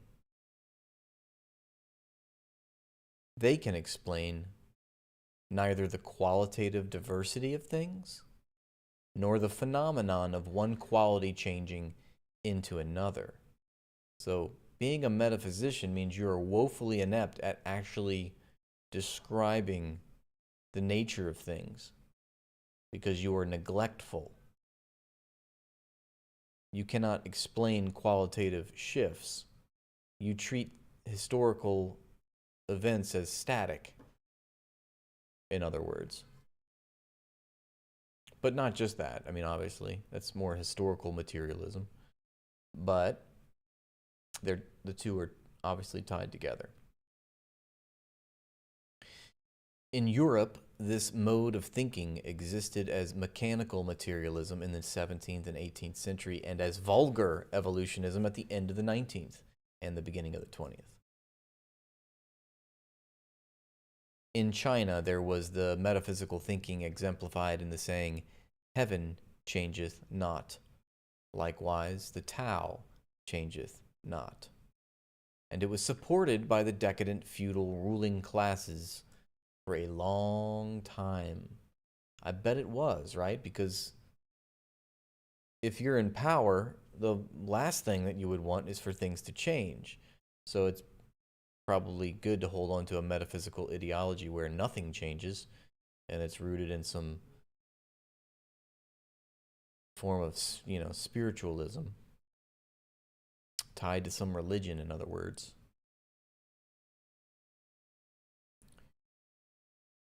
Mechanical materialism and vulgar evolutionism, which were imported from Europe in the last 100 years, are supported by the bourgeoisie. As opposed to the metaphysical world outlook, the world outlook of materialist dialectics holds that in order to understand the development of a thing, we should study it internally and in its relation with other things. In other words, the development of things should be seen as their internal and necessary self-movement, while each thing in its movement is interrelated with and interacts on the things around it. The fundamental cause of the development of a thing is not external, but internal. It lies in the contradictoriness within the thing. There is internal contradiction in every single thing, hence its motion and its development. Contradictoriness within a thing is the fundamental cause of its development, while its interrelations and interactions with other things are secondary causes. Thus, materialist dialectics effectively combats the theory of external causes, or of an external motive force, advanced by metaphysical mechanical materialism and vulgar evolutionism. It's a lot of big words, but we're getting through it. I think it's pretty well understood. It ties back to simplicity. It is evident that purely external causes can only give rise to a mechanical motion, that is, to changes in scale or quantity, but cannot explain why things differ qualitatively in thousands of ways and why one thing changes into another. Now, any questions going forward? Is everyone tracking what we've read thus far? Okay. Somebody says a guy in a jean shirt. Now, that's rude. Okay. Denim, I did nothing wrong. Okay? Just because I got style? I think, therefore I think I am. I think that Rene Descartes got that wrong. I am, therefore I think, is what the materialist would say. Because matter gives rise to ideas. And ideas do not give rise to matter. Ideas can affect and change matter, but they cannot. But matter, the material world, in other words, is primary. Ideas do affect it, and I did not say that I did not argue with that point. I agree. And Mao goes into that later on. He also makes that point.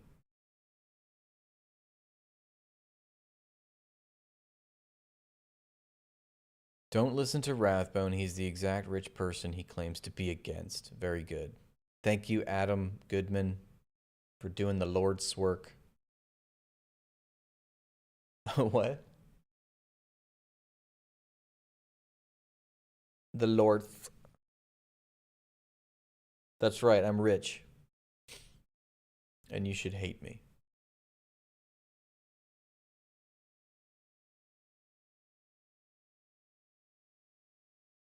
You're not as familiar with Mao, but you're loving it. Very good. Very, very good. By the way, I'm so rich that you should join my Patreon and support my work.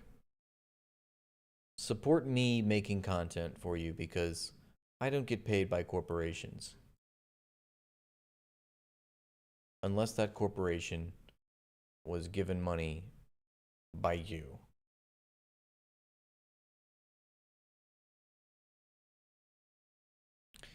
As a matter of fact, even mechanical motion under external force occurs through the internal contradictoriness of things. Simple growth in plants and animals. Now, I love the tie back to nature, okay?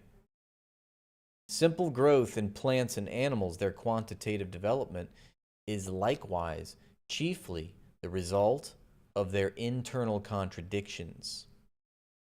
Similarly, social development is due chiefly not to external but to internal causes. Countries with almost the same geographical and climatic conditions display great diversity and unevenness in their development. Moreover, great social changes may take place in one and the same country, although its geography and climate remain unchanged. Imperialist Russia changed into the socialist Soviet Union, and feudal Japan, which had locked its doors against the world, changed into imperialist Japan, although no change occurred in the geography and climate of either country. Long dominated by feudalism, China has also undergone great changes in the last 100 years and is now changing in the direction of a new China. This was written in 1937, by the way. Liberated and free, and yet no change has occurred in her geography and climate. And remember, Mao was right. That's the reason why we are looking back on these words right now, is because in 1949, the communists won their social revolution. So 12 years later, changes do take place in the geography and climate of the Earth as a whole and in every part of it, but they are insignificant when compared with changes in society. Geographical and climatic changes manifest themselves in terms of tens of thousands of years, while social changes manifest themselves in thousands, hundreds, or tens of years, and even in a few years or months in times of revolution. According to materialist dialectics, changes in nature are due chiefly to the development of the internal contradictions in nature. Changes in society are due chiefly to the development of the internal contradictions in society, that is, the contradiction between the productive forces and the relations of production, the contradiction between classes, and the contradiction between the old and the new. It is the development of these bases of change. It is the development of these contradictions that pushes society forward and gives the impetus for the supersession of the old society by the new. So, what is Mao saying here? Are you paying attention?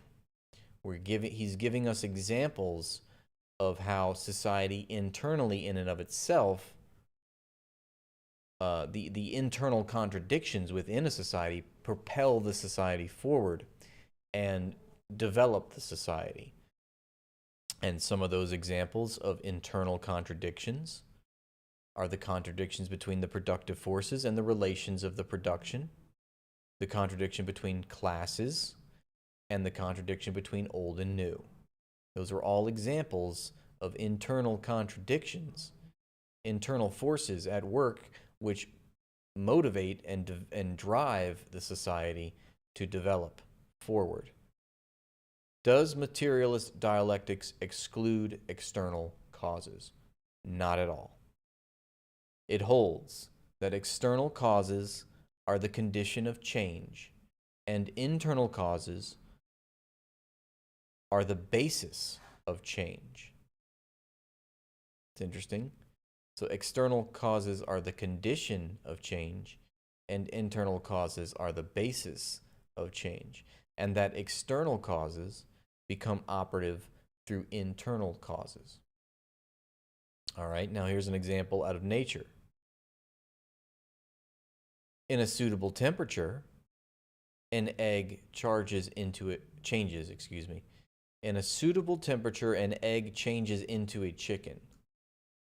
But no temperature can change a stone into a chicken, because each has a different basis.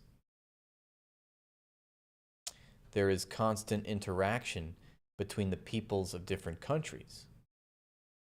In the era of capitalism, and especially in the era of imperialism and proletarian revolution, the interaction and mutual impact of different countries in the political, economic, and cultural spheres are extremely great. The changes, however, were affected through the inner laws of development of these countries, China included. In battle, one army is victorious and the other is defeated. Both the victory and the defeat are determined by internal causes. The one is victorious either because it is strong or because of its competent generalship. The other is vanquished either because it is weak or because of its incompetent generalship. It is through internal causes that external causes become operative. So, in China in 1927, the defeat of the proletariat by the big bourgeoisie came about through the opportunism then to be found within the Chinese proletariat itself. So because of that contradiction internal inside the Chinese proletariat, where you had opportunists who betrayed the cause, that gave rise to an external defeat, an external consequence. Or that, the external cause then becomes operative because of that internal cause. When we liquidated this opportunism, the Chinese Revolution resumed its advance. Later, the Chinese Revolution again suffered severe setbacks at the hands of the enemy, because adventurism had risen within our party. When we liquidated this adventurism, our cause advanced once again. Thus it can be seen that to lead the revolution to victory, a political party must depend on the correctness of its own political line and the solidity of its own organization. I think I was trying to say, my mind was like, no, it's solidarity. It's got to be solidarity, because I never say the word solidity, but there it is. The dialectical world outlook emerged in ancient times, both in China and in Europe. Ancient dialectics, however, had a somewhat spontaneous and naive character. In the social and historical conditions then prevailing, it was not yet able to form a theoretical system, hence it could not fully explain the world and was supplanted by metaphysics. The famous German philosopher Hegel, who lived in the late 18th and early 19th centuries, made most important contributions to dialectics, but his dialectics was idealist. It was not until Marx and Engels, the great protagonists of the proletarian movement, had synthesized the positive achievements in the history of human knowledge, and in particular, critically absorbed the rational elements of Hegelian dialectics and created the great theory of dialectical and historical materialism, that an unprecedented revolution occurred in the history of human knowledge. This theory was further developed by Lenin and Stalin as soon as it spread to China. It wrought tremendous changes in the world of Chinese thought. Wait, Stalin good? This dialectical world outlook teaches us primarily how to observe and analyze the movement of opposites in different things, and, on the basis of such analysis, to indicate the methods for resolving contradictions. It is therefore most important for us to understand the law of contradiction in things in a concrete way. 2. The universality of contradiction. For convenience of exposition, I shall deal first with the universality of contradiction, and then proceed to the particularity of contradiction. The reason is that the universality of contradiction can be explained more briefly, for it has been widely recognized ever since the materialist dialectical world outlook was discovered and materialist dialectics applied with outstanding success to analyzing many aspects of human history and natural history, and to changing many aspects of society and nature, as in the Soviet Union, by the great creators and continuers of Marxism, Marx, Engels, Lenin, and Stalin, whereas the particularity of contradiction is still not dearly understood by many comrades, and especially by the dogmatists. They do not understand that it is precisely in the particularity of contradiction that the universality of contradiction resides. Nor do they understand how important is the study of the particularity of contradiction in the concrete things confronting us for guiding the course of revolutionary practice. Kane, it's completely okay. You can go back to sleep. Just because you can't understand the ideas doesn't mean they are outdated, okay? And I feel like you did a little Freudian slip there, Kane, because you said lost instead of lots of. So you misspelled. You tried to say lots of dumb words, but you let us know psychologically what was going on inside your mind by Freudian slipping the word lost. And I do believe that you are lost, and that's okay. Rather than confront the literature and just say, nuh-uh, like a good Zionist, you can say, you know what? I don't quite understand all of this, and I'm just going to sit and listen and observe. But you didn't do that, did you? You just closed your mind like a good reactionary, and you narrowed yourself, you walled yourself up, okay? And that kind of thinking is what the State Department is counting on, okay? So thank you for behaving like a good federal agent, man. And what's funny is that it's really not that complicated. But, anti-communists, they never really can formulate an argument that contends with the talking points, that contends with the literature, that contends with the ideology. None of that. You start losing them when you get big words like mechanical materialism. It's too much for the pea brain. And he's gone. I noticed he's silent now. I will defend my CEO.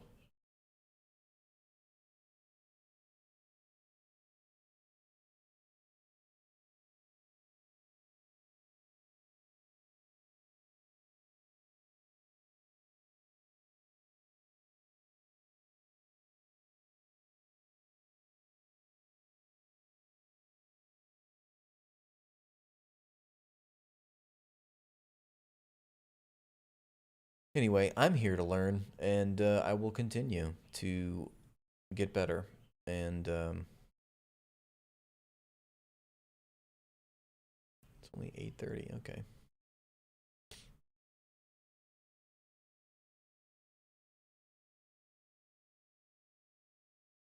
Okay, so therefore it is necessary to stress the study of the particularity of contradiction and to explain it at adequate length. For this reason, in our analysis of the law of contradiction in things, we shall first analyze the universality, then place special stress on analyzing the particularity of contradiction. You know what's funny about that guy is like, oh, these ideas are outdated. I'm sure he couldn't even, if we asked him what ideas, I'm sure he could not reproduce, even though the literature is staring right at him, right? Could not reproduce what we just went over. I'm sure of it. I'm so sure of it. What he might have been clutching his pearls at is because it was written 100 years ago practically, that it's literally old. But to say that it's been outmoded or something, or outdated, like, okay, proof, source, my crack pipe. Oh, okay. Got it. Source, I smoked meth. That makes sense. Angry because he didn't comprehend it, and he even dumbed that down. Exactly. I mean, it's really not that complex. So, the universality or absoluteness of contradiction has a twofold meaning. One is that contradiction exists in the process of a development of all things. And the other is that the process of development of each thing, a movement of opposites, exists from beginning to end.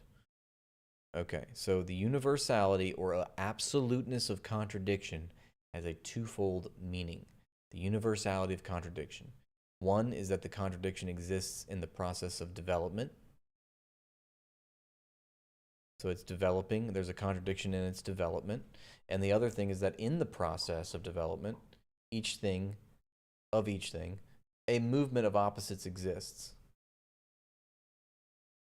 So Engels said, motion itself is a contradiction. Lenin defined the law of the unity of opposites as the recognition of the contradictory, mutually exclusive, opposite tendencies in all phenomena and processes of nature, including mind and society. The recognition of the contradictory, opposite tendencies. Are these ideas correct? Yes, they are. The interdependence of the contradictory aspects present in all things, and the struggle between these aspects determine the life of all things and push their development forward. There's nothing that does not contain contradiction. Without contradiction, nothing would exist. Contradiction is the basis of the simple forms of motion, and still more so of the complex forms of motion. Engels explained the universality of contradiction as follows. If simple mechanical change of place contains a contradiction, this is even more true of the higher forms of motion of matter, and especially of organic life and its development. Life consists precisely and primarily in this, that a being is at each moment itself and yet something else. Life is therefore also a contradiction which is present in things and processes themselves, and which constantly originates and resolves itself. And as soon as the contradiction ceases, life too comes to an end, and death steps in. We likewise saw that also in the sphere of thought we could not escape contradictions, and that, for example, the contradiction between man's inherently unlimited capacity for knowledge and its actual presence only in men who are externally limited and possess limited cognition finds its solution in what is, at least practically for us, an endless succession of generations in infinite progress. So the fact that knowledge gets passed down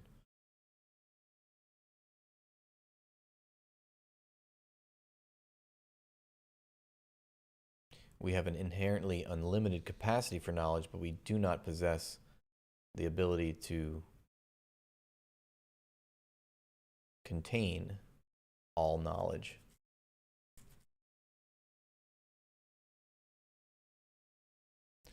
Concepts call their opposites into existence, and there are times when they can become the same. Right.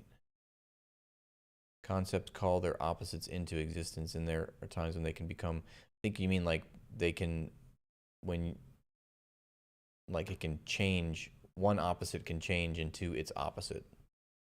Or one thing can change into its opposite and then back, I think is what you're trying to say. Or maybe that's what you're saying. Lenin illustrated the universality of contradiction as follows. In mathematics, plus and minus, differential and integral. In mechanics, it was action and reaction.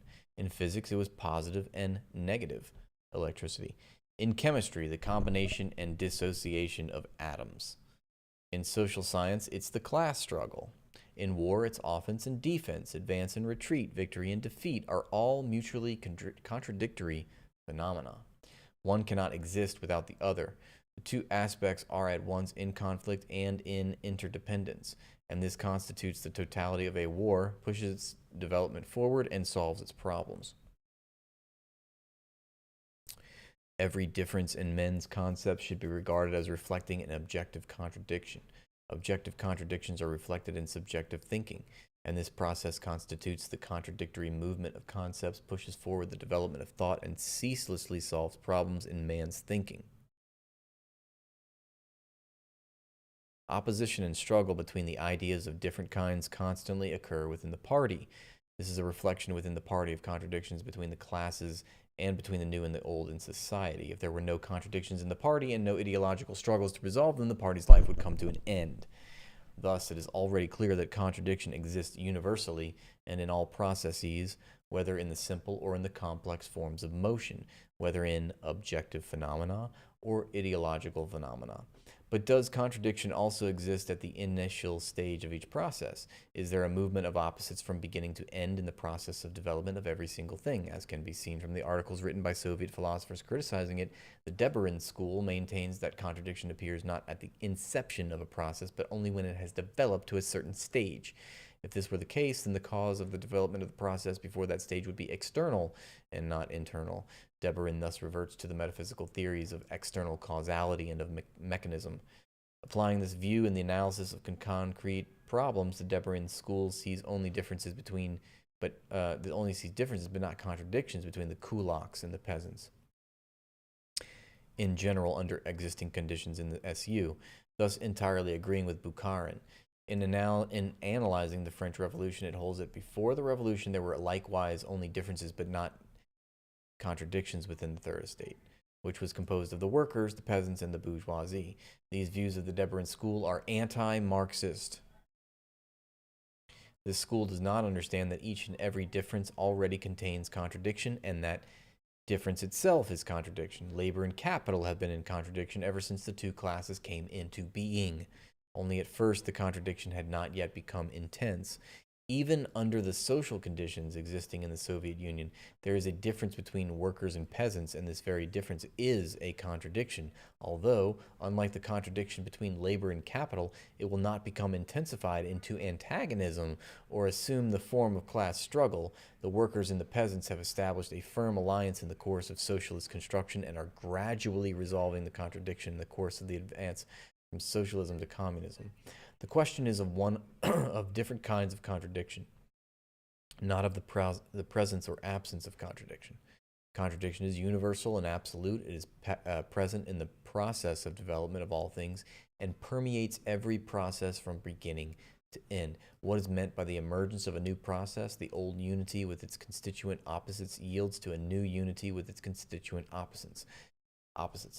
Whereupon a new process emerges to replace the old. The old process ends and the new one begins. The new process contains new contradictions and begins its own history of development of contradictions. As Lenin pointed out, Marx in his Capital gave a model analysis of this movement of opposites which runs through the process of development of things from beginning to end.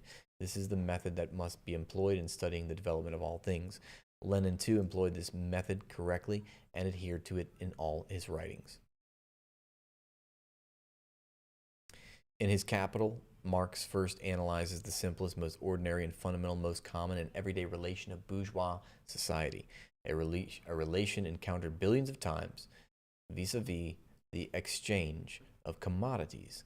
In this very simple phenomenon, in this cell of bourgeois society, analysis reveals all the contradictions of modern society. The subsequent exposition shows us the development, both growth and movement of these contradictions and of this society in the summation of its individual parts from its beginning to its end. Lenin added, such must also be the method of exposition or study of dialectics in general. Chinese communists must learn this method, only then will they be able to correctly analyze history and present the state of the Chinese and the present state of the Chinese Revolution and infer its future. Any questions?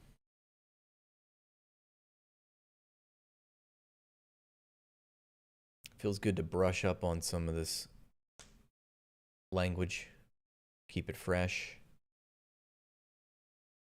I had definitely forgotten some of it.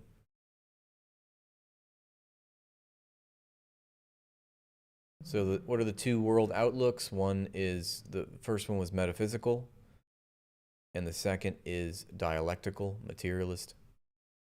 Dialectical, materialist outlook. So it's ideal versus material. Those are the two world outlooks, the Hegelian dialectics, idealist, and the Marxist material dialectics. The one and the two. Universality of contradiction is obviously the fact that every object contains in itself internal contradictions that drive its development forward, which are the motives for development, and they merge with external factors that create external causes of themselves. But the internal cause is the base, and the external cause is the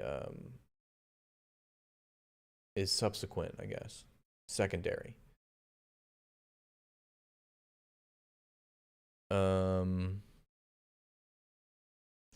Okay, so the universality or absoluteness of contradiction is a twofold meaning. One is the contradiction exists in the process development, and the process itself is a movement of opposites. The process of development is a movement of opposites. The process is its process itself, and that process exists from beginning to end. Okay, and then they're going to get into the particularity, but I'm not going to read that quite yet because I want to take a break and pause. There's a lot of words, you know. כפי שפעלנו בעוצמה נגד זרועות הטרור של ציר הרשע של איראן, כך נפעל נגד החות'ים. רק שבמקרה הזה אנחנו לא פועלים לבד. ארצות הברית וגם מדינות אחרות רואות כמונו את החות'ים כאיום לא רק על השייט הבינלאומי, על הסדר הבינלאומי. ולכן אנחנו נפעל בעוצמה, בנחישות ובתחכום. ואני אומר לכם שגם אם זה ייקח זמן, התוצאה תהיה אותה תוצאה. אותה תוצאה כמו מול זרועות הטרור האחרות. אבל מה שאני מבקש מכם, אזרחי ישראל, זה א', להתאזר בסובלנות, להמשיך לגלות את אותה עמידה איתנה שגיליתם עד כה, ולהקפיד הקפדה יתרה על הוראות פיקוד העורף. אני מבקש מכם, אתם תעשו את זה, אנחנו נעשה את כל השאר. Have you ever wondered, chat, if America's highways are racist? For almost 70 years, the Rondo neighborhood in St. Paul, Minnesota, was a key center of the city's Black community. Home to about 80% of the city's Black residents, it was a bustling community with a flourishing middle class, vibrant cultural life, and integrated schools. But from 1956 to 1968, it was absolutely decimated to make way for the construction of Interstate 94. More than 600 families in Rondo lost their homes, and 300 businesses were completely shuttered. And in Florida, around that same time, the building of I-95 displaced about 10,000 people living in a neighborhood called Overtown, which until then was the center of economic and cultural life for the Black residents of Miami. And in Maryland, a construction project that aimed to connect I-70 with I-83 and I-95 around Baltimore's Central Business District caused the demolition of 971 homes and 62 businesses. It displaced more than 1,500 people and cut a huge gash through West Baltimore. More specifically, the neighborhoods that were middle class and majority Black. The thing is, the project was never even completed. It's now locally known as the Highway to Nowhere. So many cities across the country have their own versions of the same story. So it kind of begs the question, are highways racist?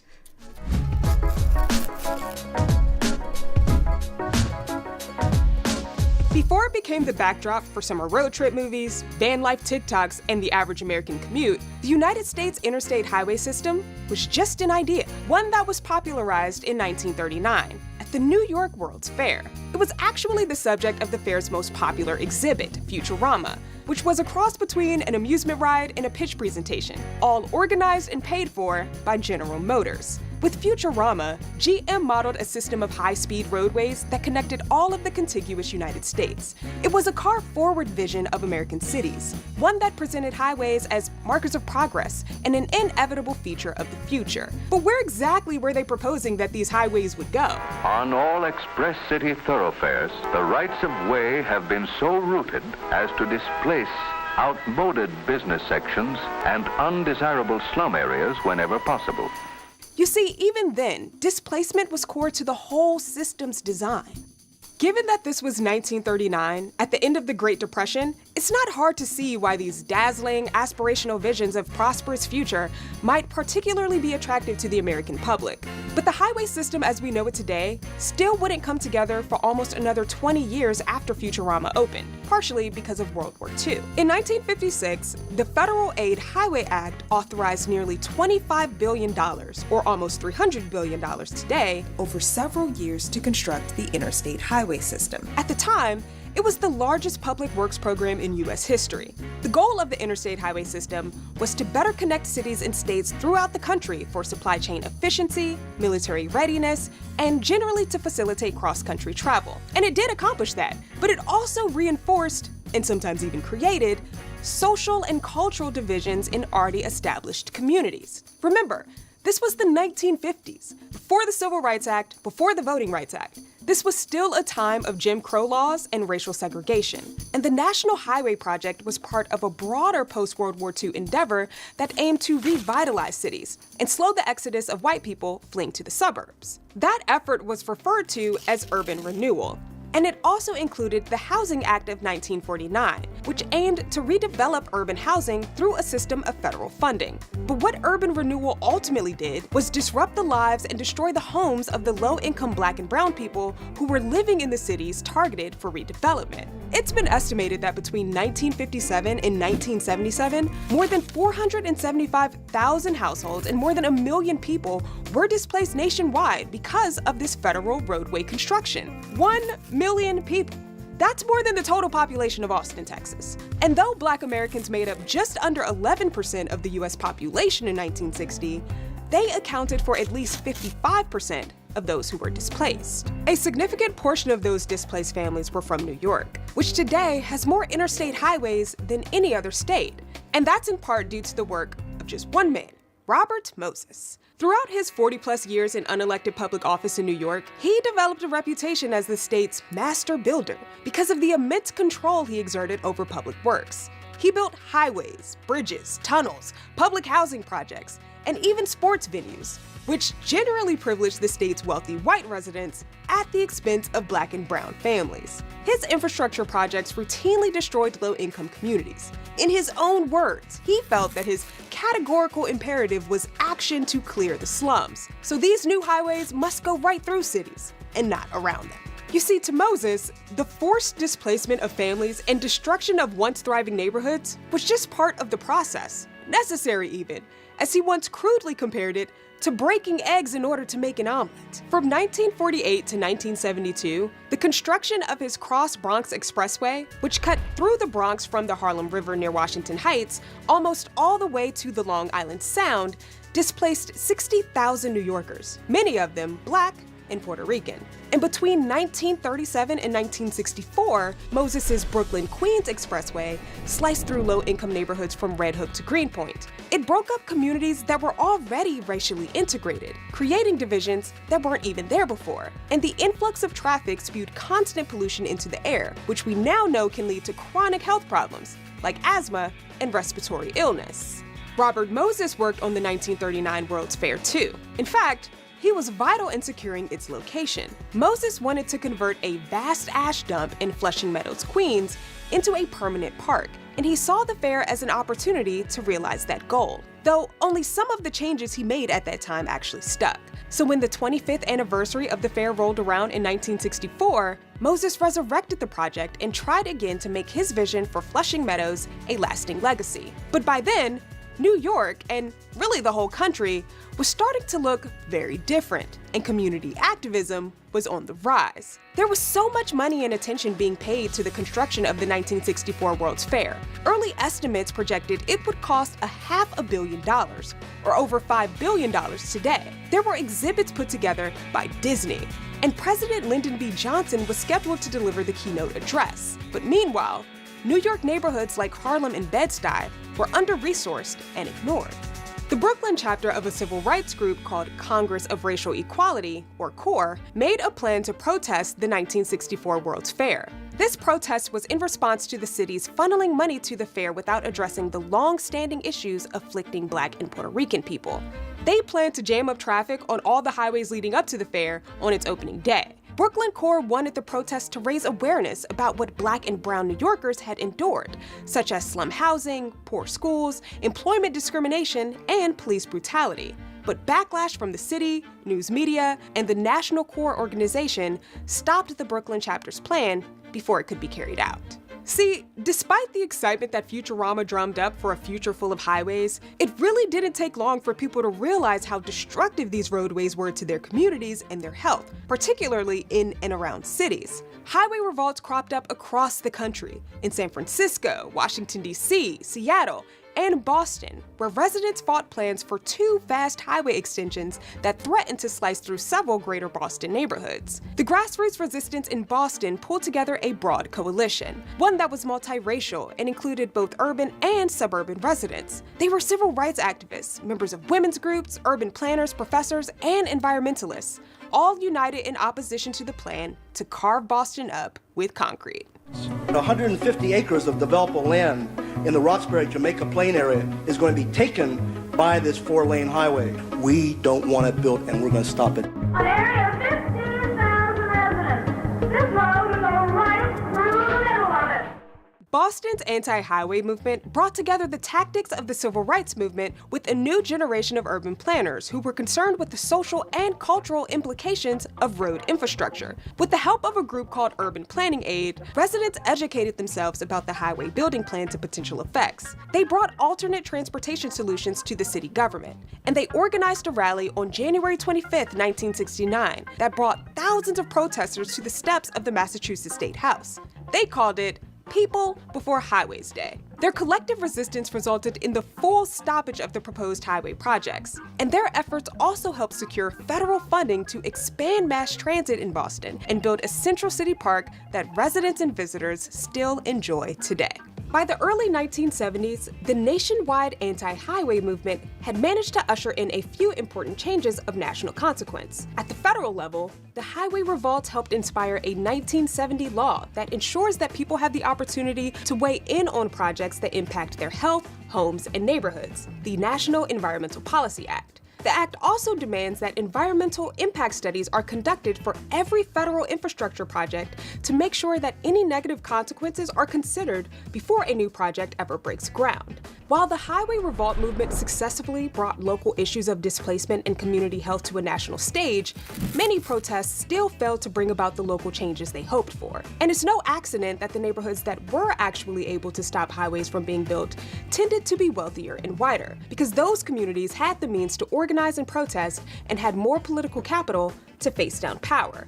But in recent years, some lawmakers at the federal and local levels have started using their power to correct the ruin and loss that those early infrastructure projects caused. Today, 11 acres of land in Boston's Jackson Square neighborhood that sat empty for years after the homes and businesses were demolished to make way for highways is now being rebuilt into 1,400 new units of housing, including affordable homes. And in 2021, President Joe Biden's bipartisan infrastructure law established provisions to grant communities across the country federal aid and technical support for projects aiming to remedy the systemic racism caused by disruptive transportation barriers. As part of its Reconnecting Communities pilot program, the Department of Transportation issued a $2 million grant to West Baltimore to repair the destruction caused by the Highway to Nowhere.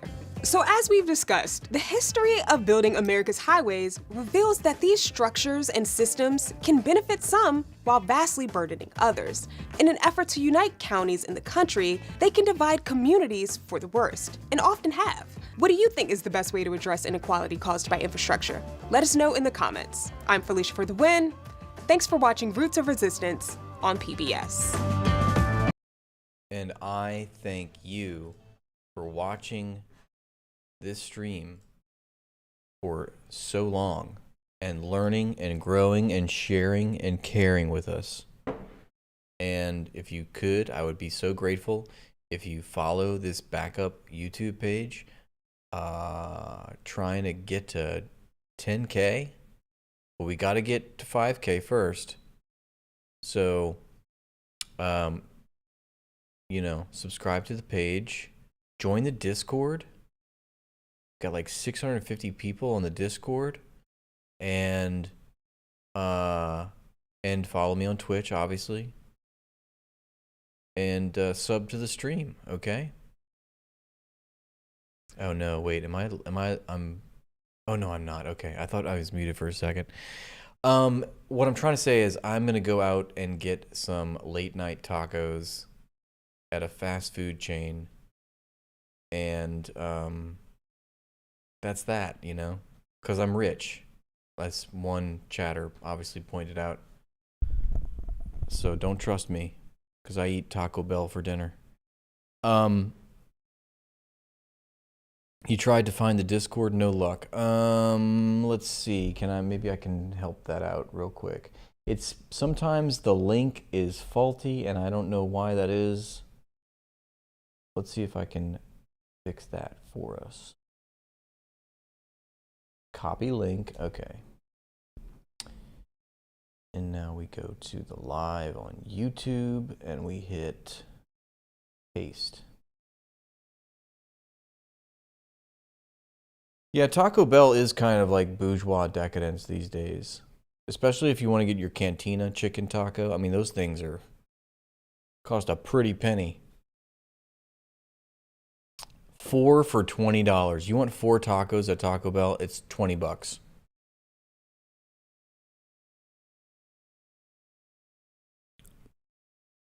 No cap. All right, if you're watching me on this YouTube page and you're not subscribing to me on this YouTube page, I'm going to be very, very upset.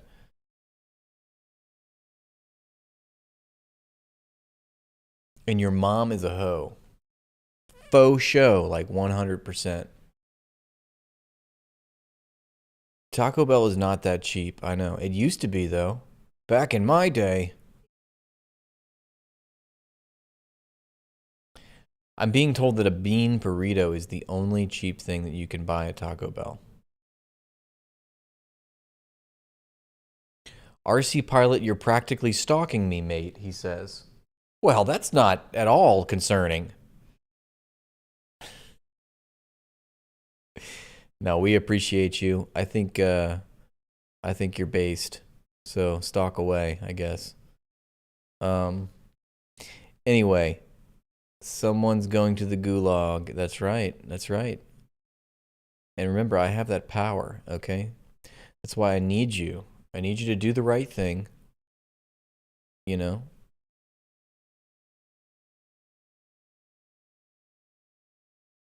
Jack Tacos? I've never heard of Jack Tacos. I recently became aware of a place called Del Taco. Pretty good. Oh yeah, they have good fries. Remember when we used to say everything was dank? I remember in college it was dank. Everybody was saying, oh, it's dank.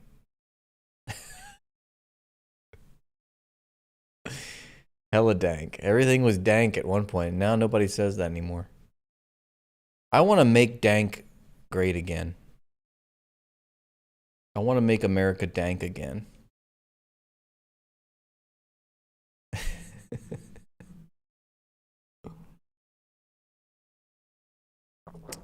Chris Cuomo, that little bitch, called me a T-word live on News Nation. Can you believe that shit? I'm still butthurt about that.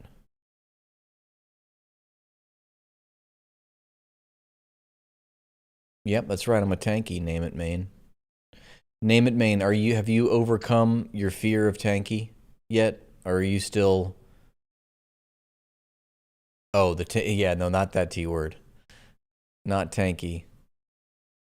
That'd be funny if he went out of his way to call me that, but no, it was a different T word.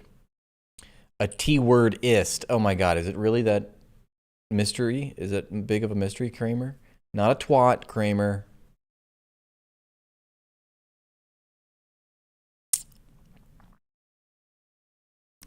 Back in my day, dank meant PCP-laced weed.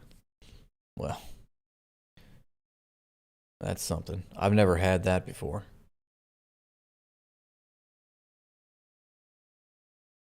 Oh my God, Trotsky is Pitchfork. Are you serious? Animal Style 95 says Toxica.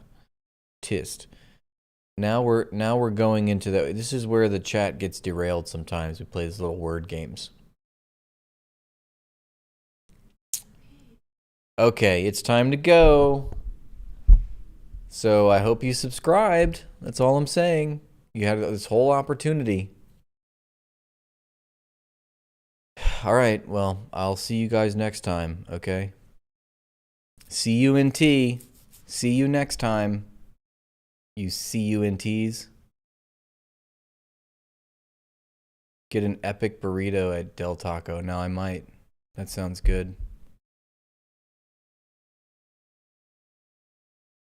Bye, Handyman. Goodbye, Pilot. Goodbye, Z Infinite, Justin, Pitchfork, Riders on the Storm, Jesse, James, Timmers, the OG Timmers, Double Cambaz, Not Your Real Name, David,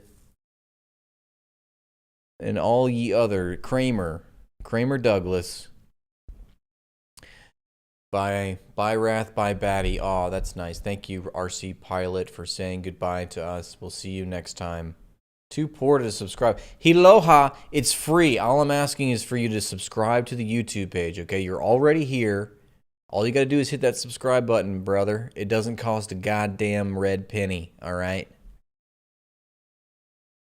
All right, what the devil? All right, Jajex, Dabby Dabs, good night, Timmers, good night. Good night.